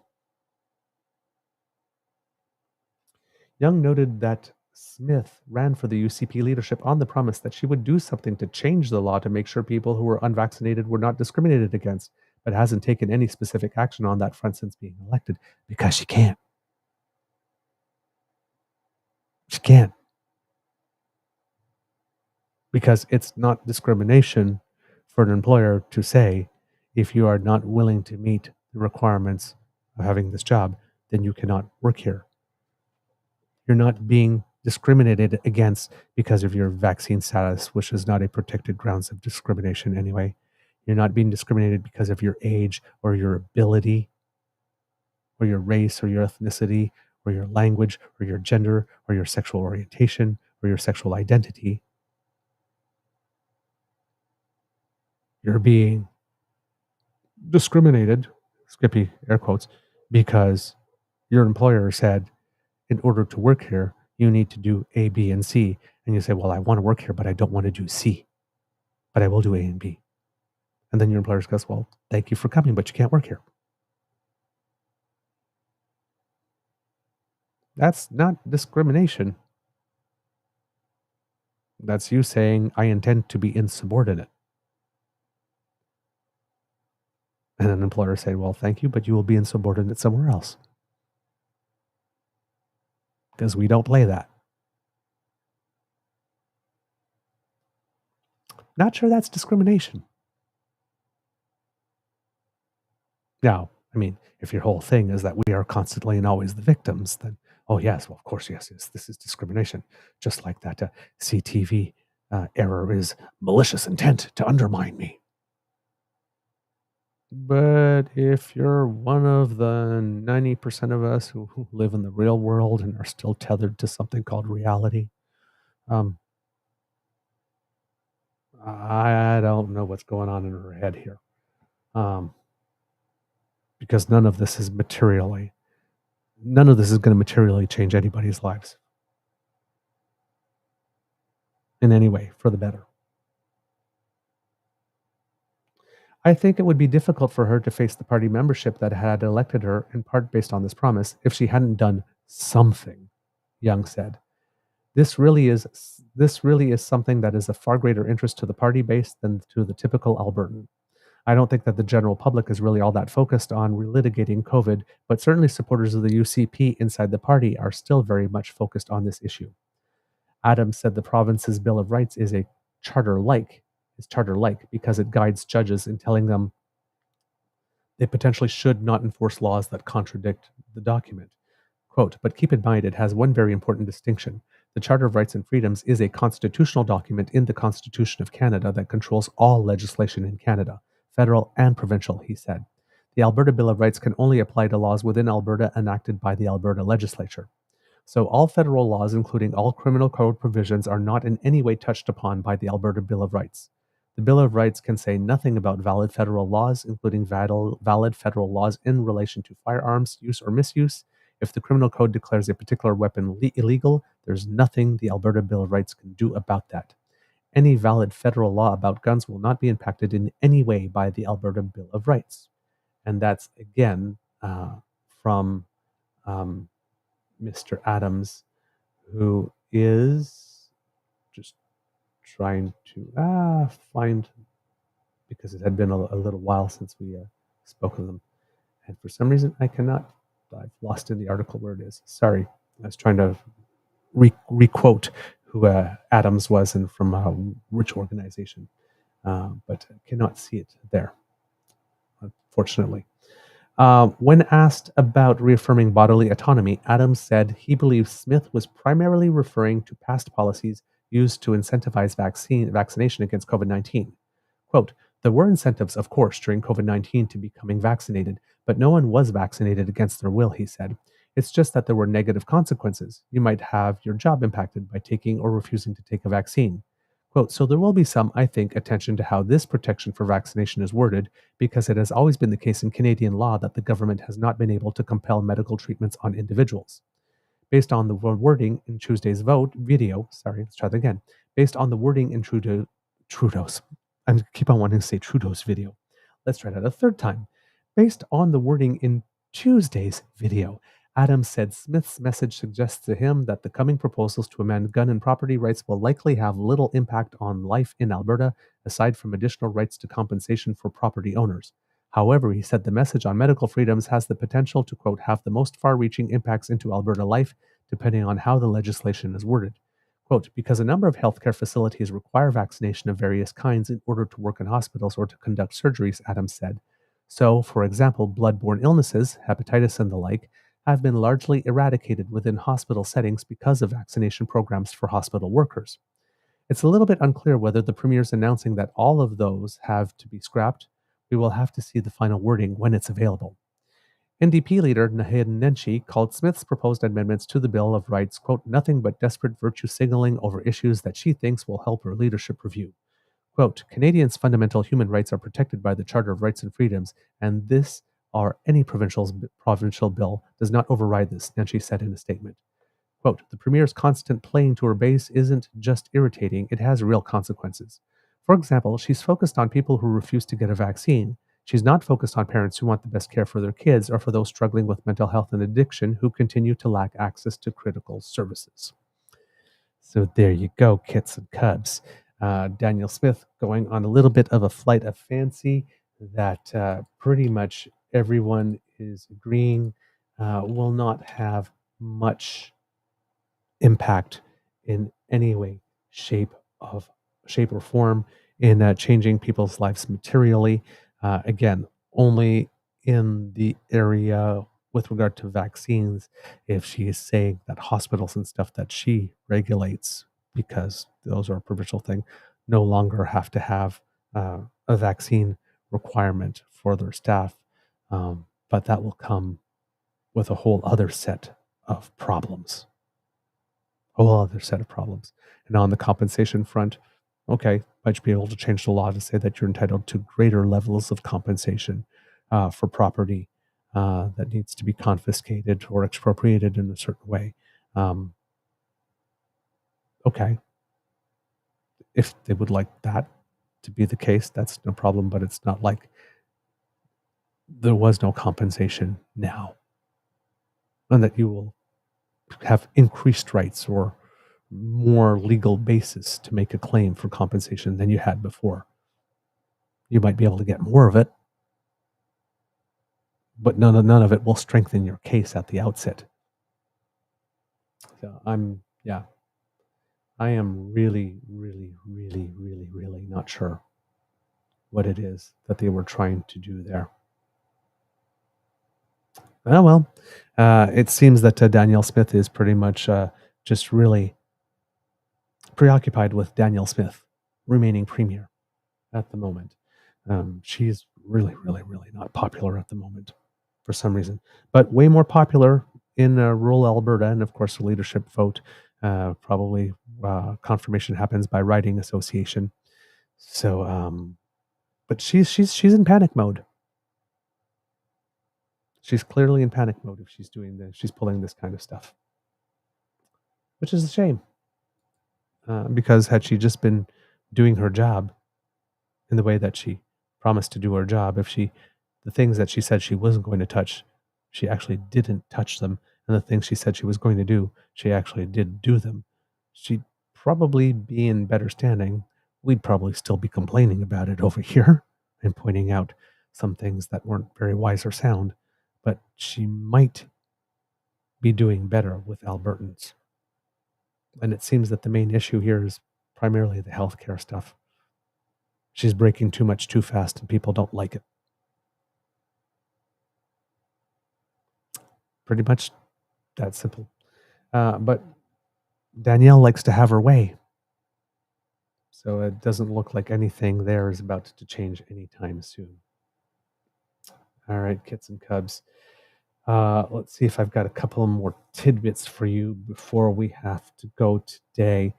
Little tidbit. Canadians will soon be able to purchase homes over $1 million with less than 20% down. Finance Minister Chrystia Freeland on Tuesday released updated down payment requirements a week after increasing the cap on insured mortgages from $1 million to $1.5 million. So that's an announcement she made as Parliament was sort of coming back around the 16th or so.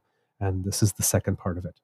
In Canada, a home buyer must purchase mortgage insurance if putting down less than 20%. The government-owned Canada Mortgage and Housing Corporation is the biggest provider of mortgage insurance in the country. Under the new rules, homeowners are still required to put 5% down for the first $500,000 of the purchase, but for everything higher up to $1.5 million, there will be a 10% down payment required. So Again, pardon me. This is again a method uh, that unfortunately juices up the demand side as we are trying to take care of the supply side. So it's a little counterproductive to what it is that we are trying to do in terms of lowering home prices and getting enough stock built. Um, but with the prices being what they are, um, these are probably moves that will be helpful to a significant amount of people, particularly if you're in the Toronto and the Vancouver area, where houses for sale over $1 million are actually not that rare. Um, so we'll see how those go up. But the reviews that I've been seeing in the press about these things by people in the sector seem to indicate that it could, these measures actually could have some beneficial impact, at least in the short term. So we'll see what happens there. Um, it would appear also, this is according to iPolitics, uh, after spending his time a few days in New York at the UN, United Nations, the two conferences that they had there. The Prime Minister will be back and will be in the House of Commons today for the confidence vote, so at 3 p.m. But according to his itinerary, he'll also make an appearance as Liberal MPs gather for their weekly closed-door caucus. My God, I'm having trouble today. I am so sorry, kids. This has probably been my worst show um, all year, in the last 2 years, in terms of not tripping over my tongue. According to his itinerary, he'll also make an appearance as Liberal MPs gather for their weekly closed-door caucus confab, field questions from his opposition rivals during what will undoubtedly be a highly charged question period, and barring last-minute shifts in the cross-aisle dynamics that triggers an emergency visit to Rideau Hall, he will host an informal dinner for French President Emmanuel Macron this evening. So, Macron is in town. It's worth noting that Liberals will actually have to survive two confidence tests this afternoon. Shortly after voting on the Conservative Supply Day motion, MPs will have to decide whether to sign off on a revised version of Finance Minister Chrystia Freeland's proposal to raise the capital gains tax inclusion rate, as detailed in a new Ways and Means motion that, as per long-standing parliamentary convention, is automatically considered a question of confidence and will be put to a vote immediately, because raising the capital gains tax inclusion is a money bill, and all money bills are confidence votes. So technically, we'll have Pierre's motion, we'll have this vote on the proposal to raise the capital gains tax, which is one. And then it looks like Pierre is going to launch a second attempt to take down the government, as detailed in two separate motions put on notice ahead of tomorrow's scheduled supply day. So this is the new confidence motions that he's going to introduce for Thursday. And here's the wording of those. Quote, that given that one, the leader of the New Democratic Party said, quote, the fact is the Liberals are too weak, too selfish, and too beholden to corporate interests to fight for the people. And two, the House leader for the Bloc Québécois said, quote, we've seen an excessive centralization never before seen in history. This government, which has difficulty managing its own missions, was starting to get its hands into the jurisdictions of Quebec's and provinces. The House declares it has no confidence in the government. And then the other wording, that given that after 9 years, the government has doubled housing costs, tax food, punished work, unleashed crime, and is the most centralizing government in Canadian history, the House has lost confidence in the government and offers Canadians the options to axe the tax, build the homes, fix the budget, stop the crime. Blah. So that last one is also not going to go on, because that one is literally all about Pierre. And the first one was sort of, Jagmeet Singh, you said this. Bloc Québécois, you said this. So why aren't you voting him down? What are you, chicken or hypocrites? So these are motions that are have wording that is taunting or poison pilled. So they're two motions written in such a way that guarantees that he will not get what he wants. So again, he's wasting our time. He's wasting our money. with these. So, but he's going to go ahead with them. According to iPolitics, it says he and his party have until the end of the day to decide which to call for debate tomorrow, with the associated vote likely to be held next week.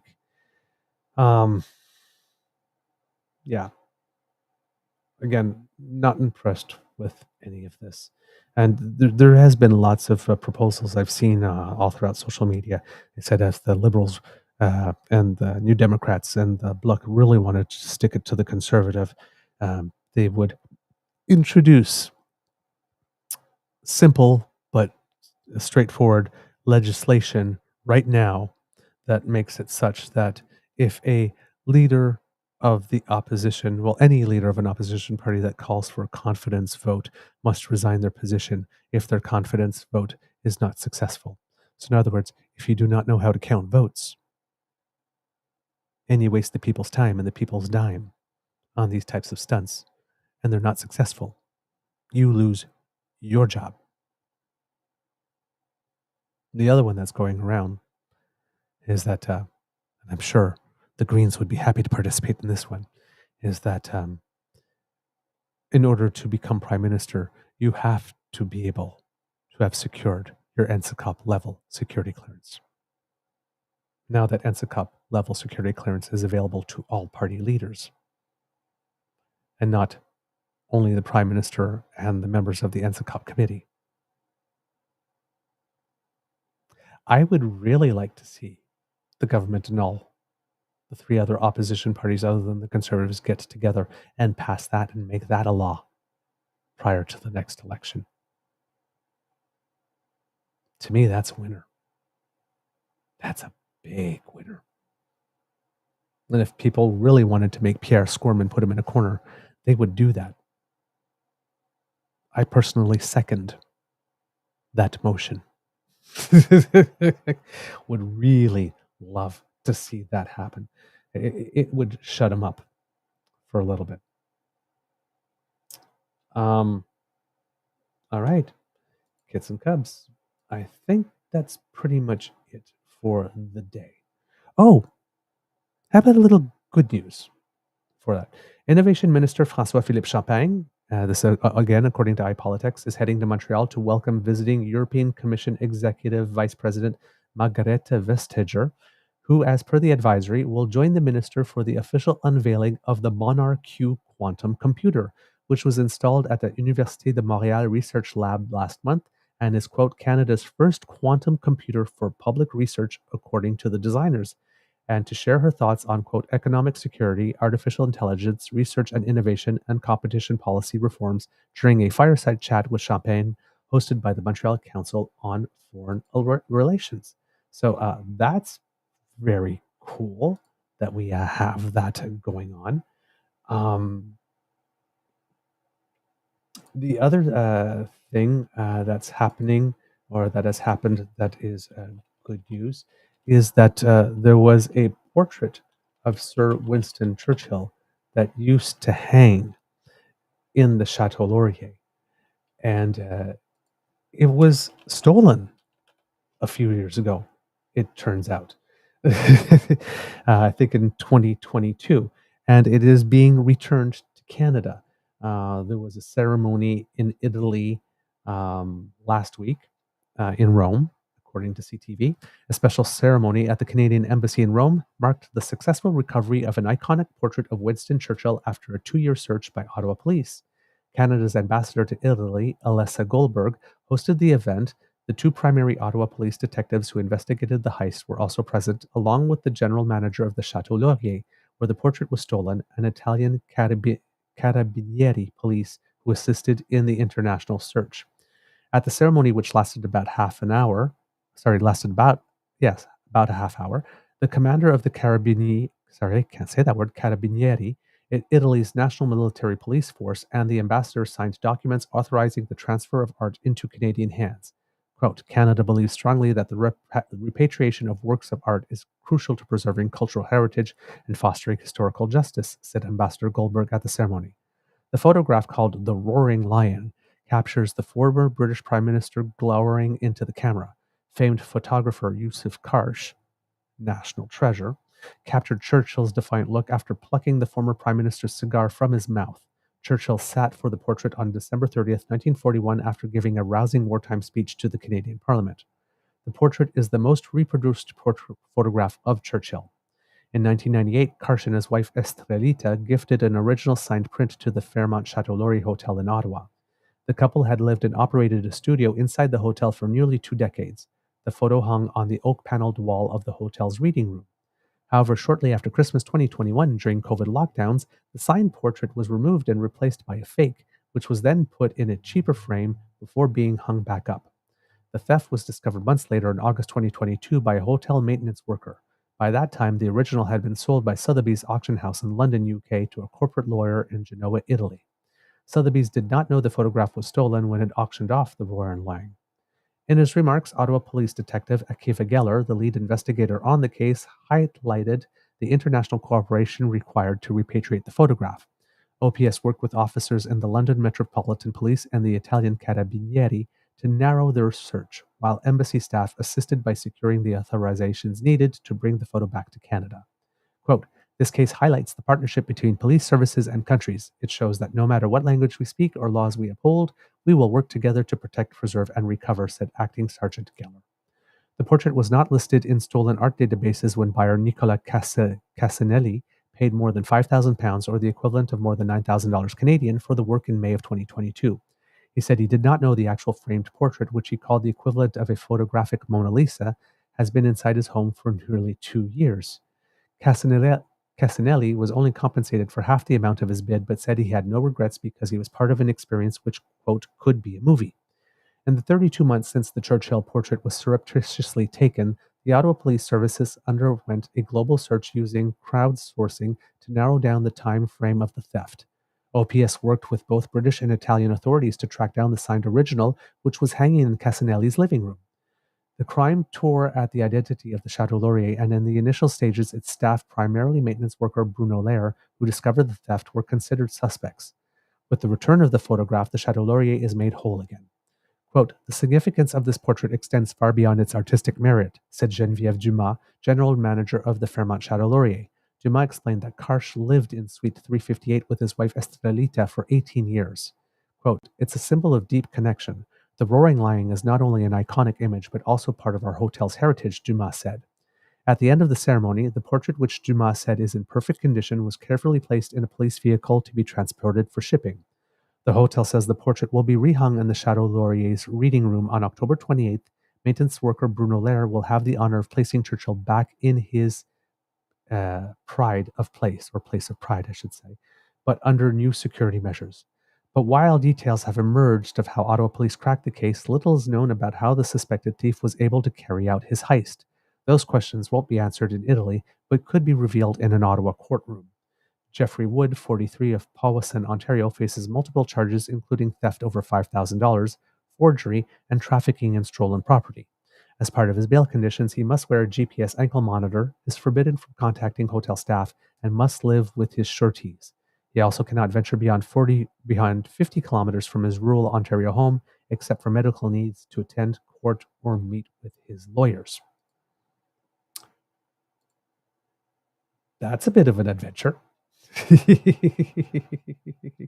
And then the last bit of good news that I have for you has to do with the Canadian music industry, because it would appear that the Junos had decided back in March that it would eliminate a few categories from the awards ceremony. And they said that they would be scrapping the reggae category, along with the contemporary Christian/gospel album category, and the best children's album category. And that created a huge outcry from people in the Canadian music industry. So this week, the Junos, I don't like flip-flopped in this instance, but technically it is a flip-flop on their decision. The Junos head, Alan Reid, posted a message online saying the 3 categories are back in at next year's awards ceremony in Vancouver. But it doesn't mean that there won't be any changes, because the Canadian Academy of Recording Arts and Sciences, which oversees the Junos, have been doing a review of the ceremony and its categories over the past year. He says all of the planned changes for the Junos, including the direction and vision for the awards now and into the future, will be revealed in an official notice released Monday, and that they're looking ahead for whatever those changes will be. So, yes, those categories will be returned: reggae, children's album, and Christian or gospel album. And they shouldn't have been removed. Uh, I understand that there's not a lot of reggae music or children's music or gospel music or Christian music being played on radio stations in Canada, and that these are smaller market. Um, but all these categories exist at the Grammys, and all these categories have here in Canada Canadian artists participating. It is all music. It is the Academy of Recording Arts and Sciences. There is a market for all of these forms of music. Um, yeah, there's no way that these three categories should have been eliminated in any way, shape, or form. And I personally am glad to see them be put back in place. So there you go. Three little bits of good news for you kits and cubs to end a little bit of a heavier show, given that we're talking about people being duplicitous and attacking corporations and the creation of more media deserts, and then Danielle Smith puffing up her chest on rights in order to save herself. So I thought I'd wanted to end it on a little bit of a more positive note. So kids and cubs, I do believe we have a show. That's the end of this episode of the Daily Beaver Morning Show. We hope that you loved listening to me, and not us, because Mr. Grizzly's not here, because I enjoyed making this for you. Once again, I apologize for the at least 100 occasions where over the course of the show where I've tripped over my tongue, or words did not come out with perfect diction out of my mouth. I'm sure that when I re-listen to this one, I am going to be slightly mortified at my performance. But you have been wonderful dears and given me a whole bunch of positive encouragement during the show. And thank you, thank you, thank you so very much. I am very grateful for your support. Of course, this is always way easier to do with my good friend, Mr. Grizzly, who, of course, to whom we are sending good vibes for healing and a feeling back to his old self as quickly as possible. But my friend, if you are listening to this where you are right now, if you need to take tomorrow off as well, don't worry. I got you. I was going to say I got you back, but I thought that would be a little too close to home.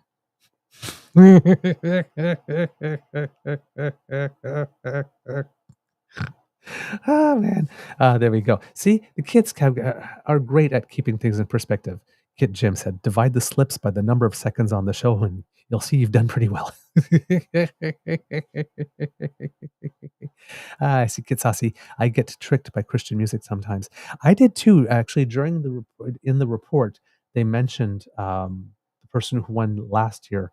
His name was Kay Anthony. So I went online to look up Kay Anthony and a song. I actually really liked the song. I like the song. And I mean, and if you know it's a Christian song like this, you see you hear some words and you think about, oh, okay, yes, clearly. But if you didn't know, it would just seem like a regular song, right? There's nothing like really overt in it. The song was called Arrow. Arrow by Kay Anthony. So yeah, I encourage you to go take a look at it and take a listen to it. I'm not sure that there's a music video for it. It's just audio that I was able to find. But Christian or not, whether it's a Christian song or not, I just thought it was a good song. So take a listen. Why not? Good music is good music, right? Remember, sharing is caring, and word of mouth is priceless. And you have the mouths from which I would like the word to come. So please tell your peeps and poops all about us. It really means a lot to me and to us, Mr. Grizzly as well, I'm sure, when you do that. And when you retweet our content and then add a couple of words on your own saying why it is that you like our show or what it is that you like about our content, that gives us some warm fuzzies. So thank you very much for doing that. It's very much appreciated. Now, if you would like to help us in other ways, kits and cubs, you can go down to our pod page. And for some reason, I still do not know where the QR code for this is in the thing. Mr. Grizzly seems to bring it up all the time. But I don't. Oh, there we go. I just found it. It only took me seven solo shows to find it. But the QR code that just appeared will bring you to our pod page, sponsored by the Ray Girl. I'm so proud of myself right now. She's fly, she's fabulous, and of course, she sponsors it. So if you scan that QR code, or if you are listening, go to podpage.com/the True North Eager Beaver, lowercase letters with a hyphen between each one of those words. Well, there, if you click subscribe, when we have something fresh off the bandwidth, it comes directly to you. So you don't have to miss an episode. How great is that? Huh? I think that's pretty darn cool. Now, if you would like to help us in yet other ways, the QR code that's going to appear just now.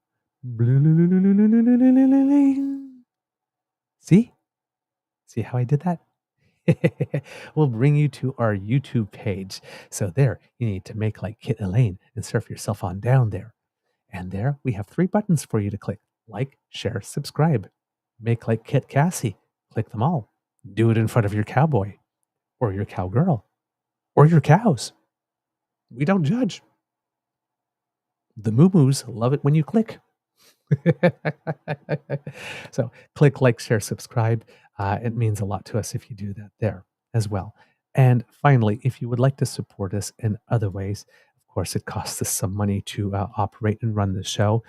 Subscription services to Zoom, subscription services to certain news things, different equipment, you know, a whole bunch of stuff. Our pubcasts, because I travel for those most of the time when Mr. Grizzly does. So all of the costs that we incur to bring this show to you, which we incur because it's a labor of love. But if we could get your help with that, that would mean a lot to us. It makes the load a little easier to bear for us. And so if that QR code that just appeared here in the corner, if you scan that, that will bring you to our coffee page, which is our tip jar. And since Mr. Grizzly is not here, the Beaver Lodge Emergency Hydration Fund. Haha. So if you think that we do a good product, and you would like to encourage us to do more Kits and Cubs, please leave us a little something there. Buy Mr. Grizzly a coffee, me a hot chocolate, or a Caesar or a Guinness, or specifically say, we want you to spend this money on this. And if we can accommodate that, we definitely will to make the show better. So if you leave a little something there, coffee, ko-fi.com/eagerbeaver, lowercase letters, all in one word. It really does help us out a lot, and we are grateful for everything that you do there. Now, if you're not able to contribute financially, please do not worry. Do not worry a second more about it, because the gift of your attention and the gift of your participation is what means the most to us. We know that you have very busy days and there's a lot of things competing for your attention, so that you choose to spend a few hours a day or some minutes a day with us to get your information and your facts. It does mean the world. And we love to hear from you. So please write to us. truenortheagerbeaver@gmail.com is our email address. Tell us what you like about the show. Tell us what you don't like about the show. Be gentle, however. But we do love to hear from you and what you think. If guests that you would like to see on the show, stories you'd like us to cover, let us know. Or let us know why you watch. Write to us and let us know why it is that you watch and what you get out of it. All of this helps us a lot. So we appreciate that you take the time and that you make the effort. Thank you for everything when it comes to that. You can contact us also via our Twitter feed @TrueEager, our Facebook page, True North Eager Beaver, or you can leave a comment right here on our YouTube feed. And if you happen to be listening in podcast format, please leave us some stars and reviews. And if I didn't give you the actual email address, it's truenortheagerbeaver@gmail.com. That's where you can write to us directly and let us know what you think of the show. We appreciate all of your input. Because democracy is something that you do, kits and cubs, we have some provincial elections in British Columbia, New Brunswick, and Saskatchewan coming up. So please do what you need to do to plan your vote or to volunteer, to research your candidates. Please do cast a fully informed vote as best as you can. It's very important to do your research, to find out about your candidates and the positions and to ask some questions. If you have an opportunity to show up at local electoral district debates, do that. It's quite important. I believe that today also, for the New Brunswick election, that there is a debate taking place, according to let's see, who do I want to take here? 91.9 The Bend, which I hope is a radio station in Moncton, I would hope. They say here that you'll have the chance to get more familiar with the issues from those vying to become New Brunswick's next premier. The three main party leaders will square off in the first debate of the election campaign Wednesday night, which is today. It will feature PC leader Blaine Higgs, Liberal leader Susan Holt, and David Kuhn of the Greens. Oh, okay. Healthcare, housing, the cost of living have emerged as the key focus for all parties early on in the campaign. The debate starts at 6 p.m. Atlantic time from the Capitol Theatre in Moncton. So that will be 5 p.m. Eastern Time and 2 p.m. Pacific Time if you happen to be in the Pacific region and want to watch that. And you can watch online or TV on CBC. So it looks like CBC will be carrying it. Do tune in. It's going to be an interesting debate because Premier Higgs has very much been on the defensive during this campaign, and it seems to be a gaffe a day from his team there. So, yeah, I have a feeling he might not be, if he's worrying and he's panicked, that might transpire in the debate. So there might be an opening here for Susan Holt to make herself look very, very, very good today. So I will definitely be watching it. Don't know if we're going to be doing a viewing party or something. It might just be online. But keep abreast of our Twitter feed today if you're watching Kids and Cubs. And I will definitely be posting something at some point with regard to the debate. Um, I might be arriving a little late for it, however, because I do have some tennis at 4 that ends at 5, and the debate starts at 5. So I'll probably be joining it a little late. But yes, if I'm going to be doing some commentary on it, probably around 5:30 or so would be the earliest I'd be able to start. But I will be watching it, and I will be talking about it tomorrow on the show as well. So if you're not watching it live, you will get our comments and our insight tomorrow. All right. Because Mr. Grizzly's not here, I guess the words of wisdom have to come from me today, and I'm not feeling particularly wise. I have to admit. But yeah, words of wisdom. I think I'm just going to do with my regular one. Be kind to and gentle with yourself. Right? Mr. Grizzly was this morning, wasn't feeling well, took some time for self-care. We always champion that on this show. Always take time for self-care. It is very, very important because we need you in the fight. We need you in the fight. So if you need to take a day or two off every now and then, right, to make sure that you are ready, willing, and able to be there for the fight, just hand us the baton. We'll take it. We'll run for it. We'll run with it for a few legs. And when you're ready, let us know, and we'll be happy to pass it right back to you, right? But always take some time for self-care, and take some media cleanses and some media breaks and some social media breaks now and then, right? Some regular ones. It's good for the mental health, and it's good for the overall general health, right? It's not only conservatives that need to go out and touch some grass now and then. Sometimes we need to do it too. All right, kits and cubs. Now I am going to see here if I am able to very much manage the dismount here. Of course, in order to be able to do that, I have to go back and find out my little cheat sheet for production, and then I have to work backwards from it. So let me see if I can manage this. I believe that this is the countdown for the extra. Oh my, there are so many new things that have appeared. Okay, let's try this.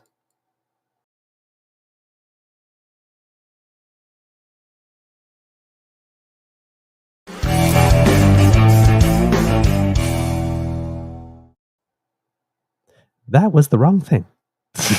Yeah, let's try this one. You are listening to a True North Eager Beaver Media Incorporated podcast. The True North Eager Beaver podcasts are proudly brought to you by our founding sponsors, the Misfit Mysteries from Corvid Moon Publishing, your source for science fiction, fantasy, and cozy mysteries featuring a broad diversity of characters.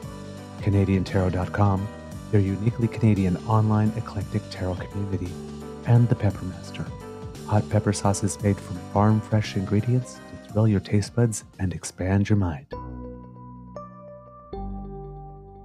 We are grateful to the Crier Media Network for its support, Pete Jarvis for our artwork, and Paul Joseph Something for our opening and closing sequence music.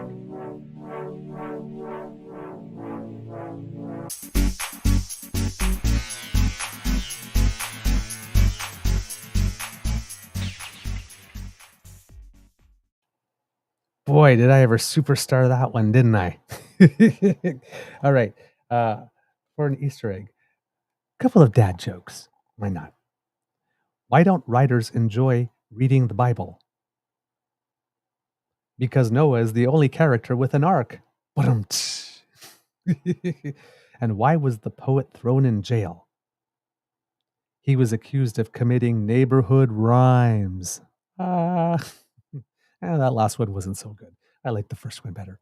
All right, kits and cubs, have an absolute fabulous day, and we'll see you tomorrow, hopefully with Mr. Grizzly. Bye, everyone. Have a beaverific day.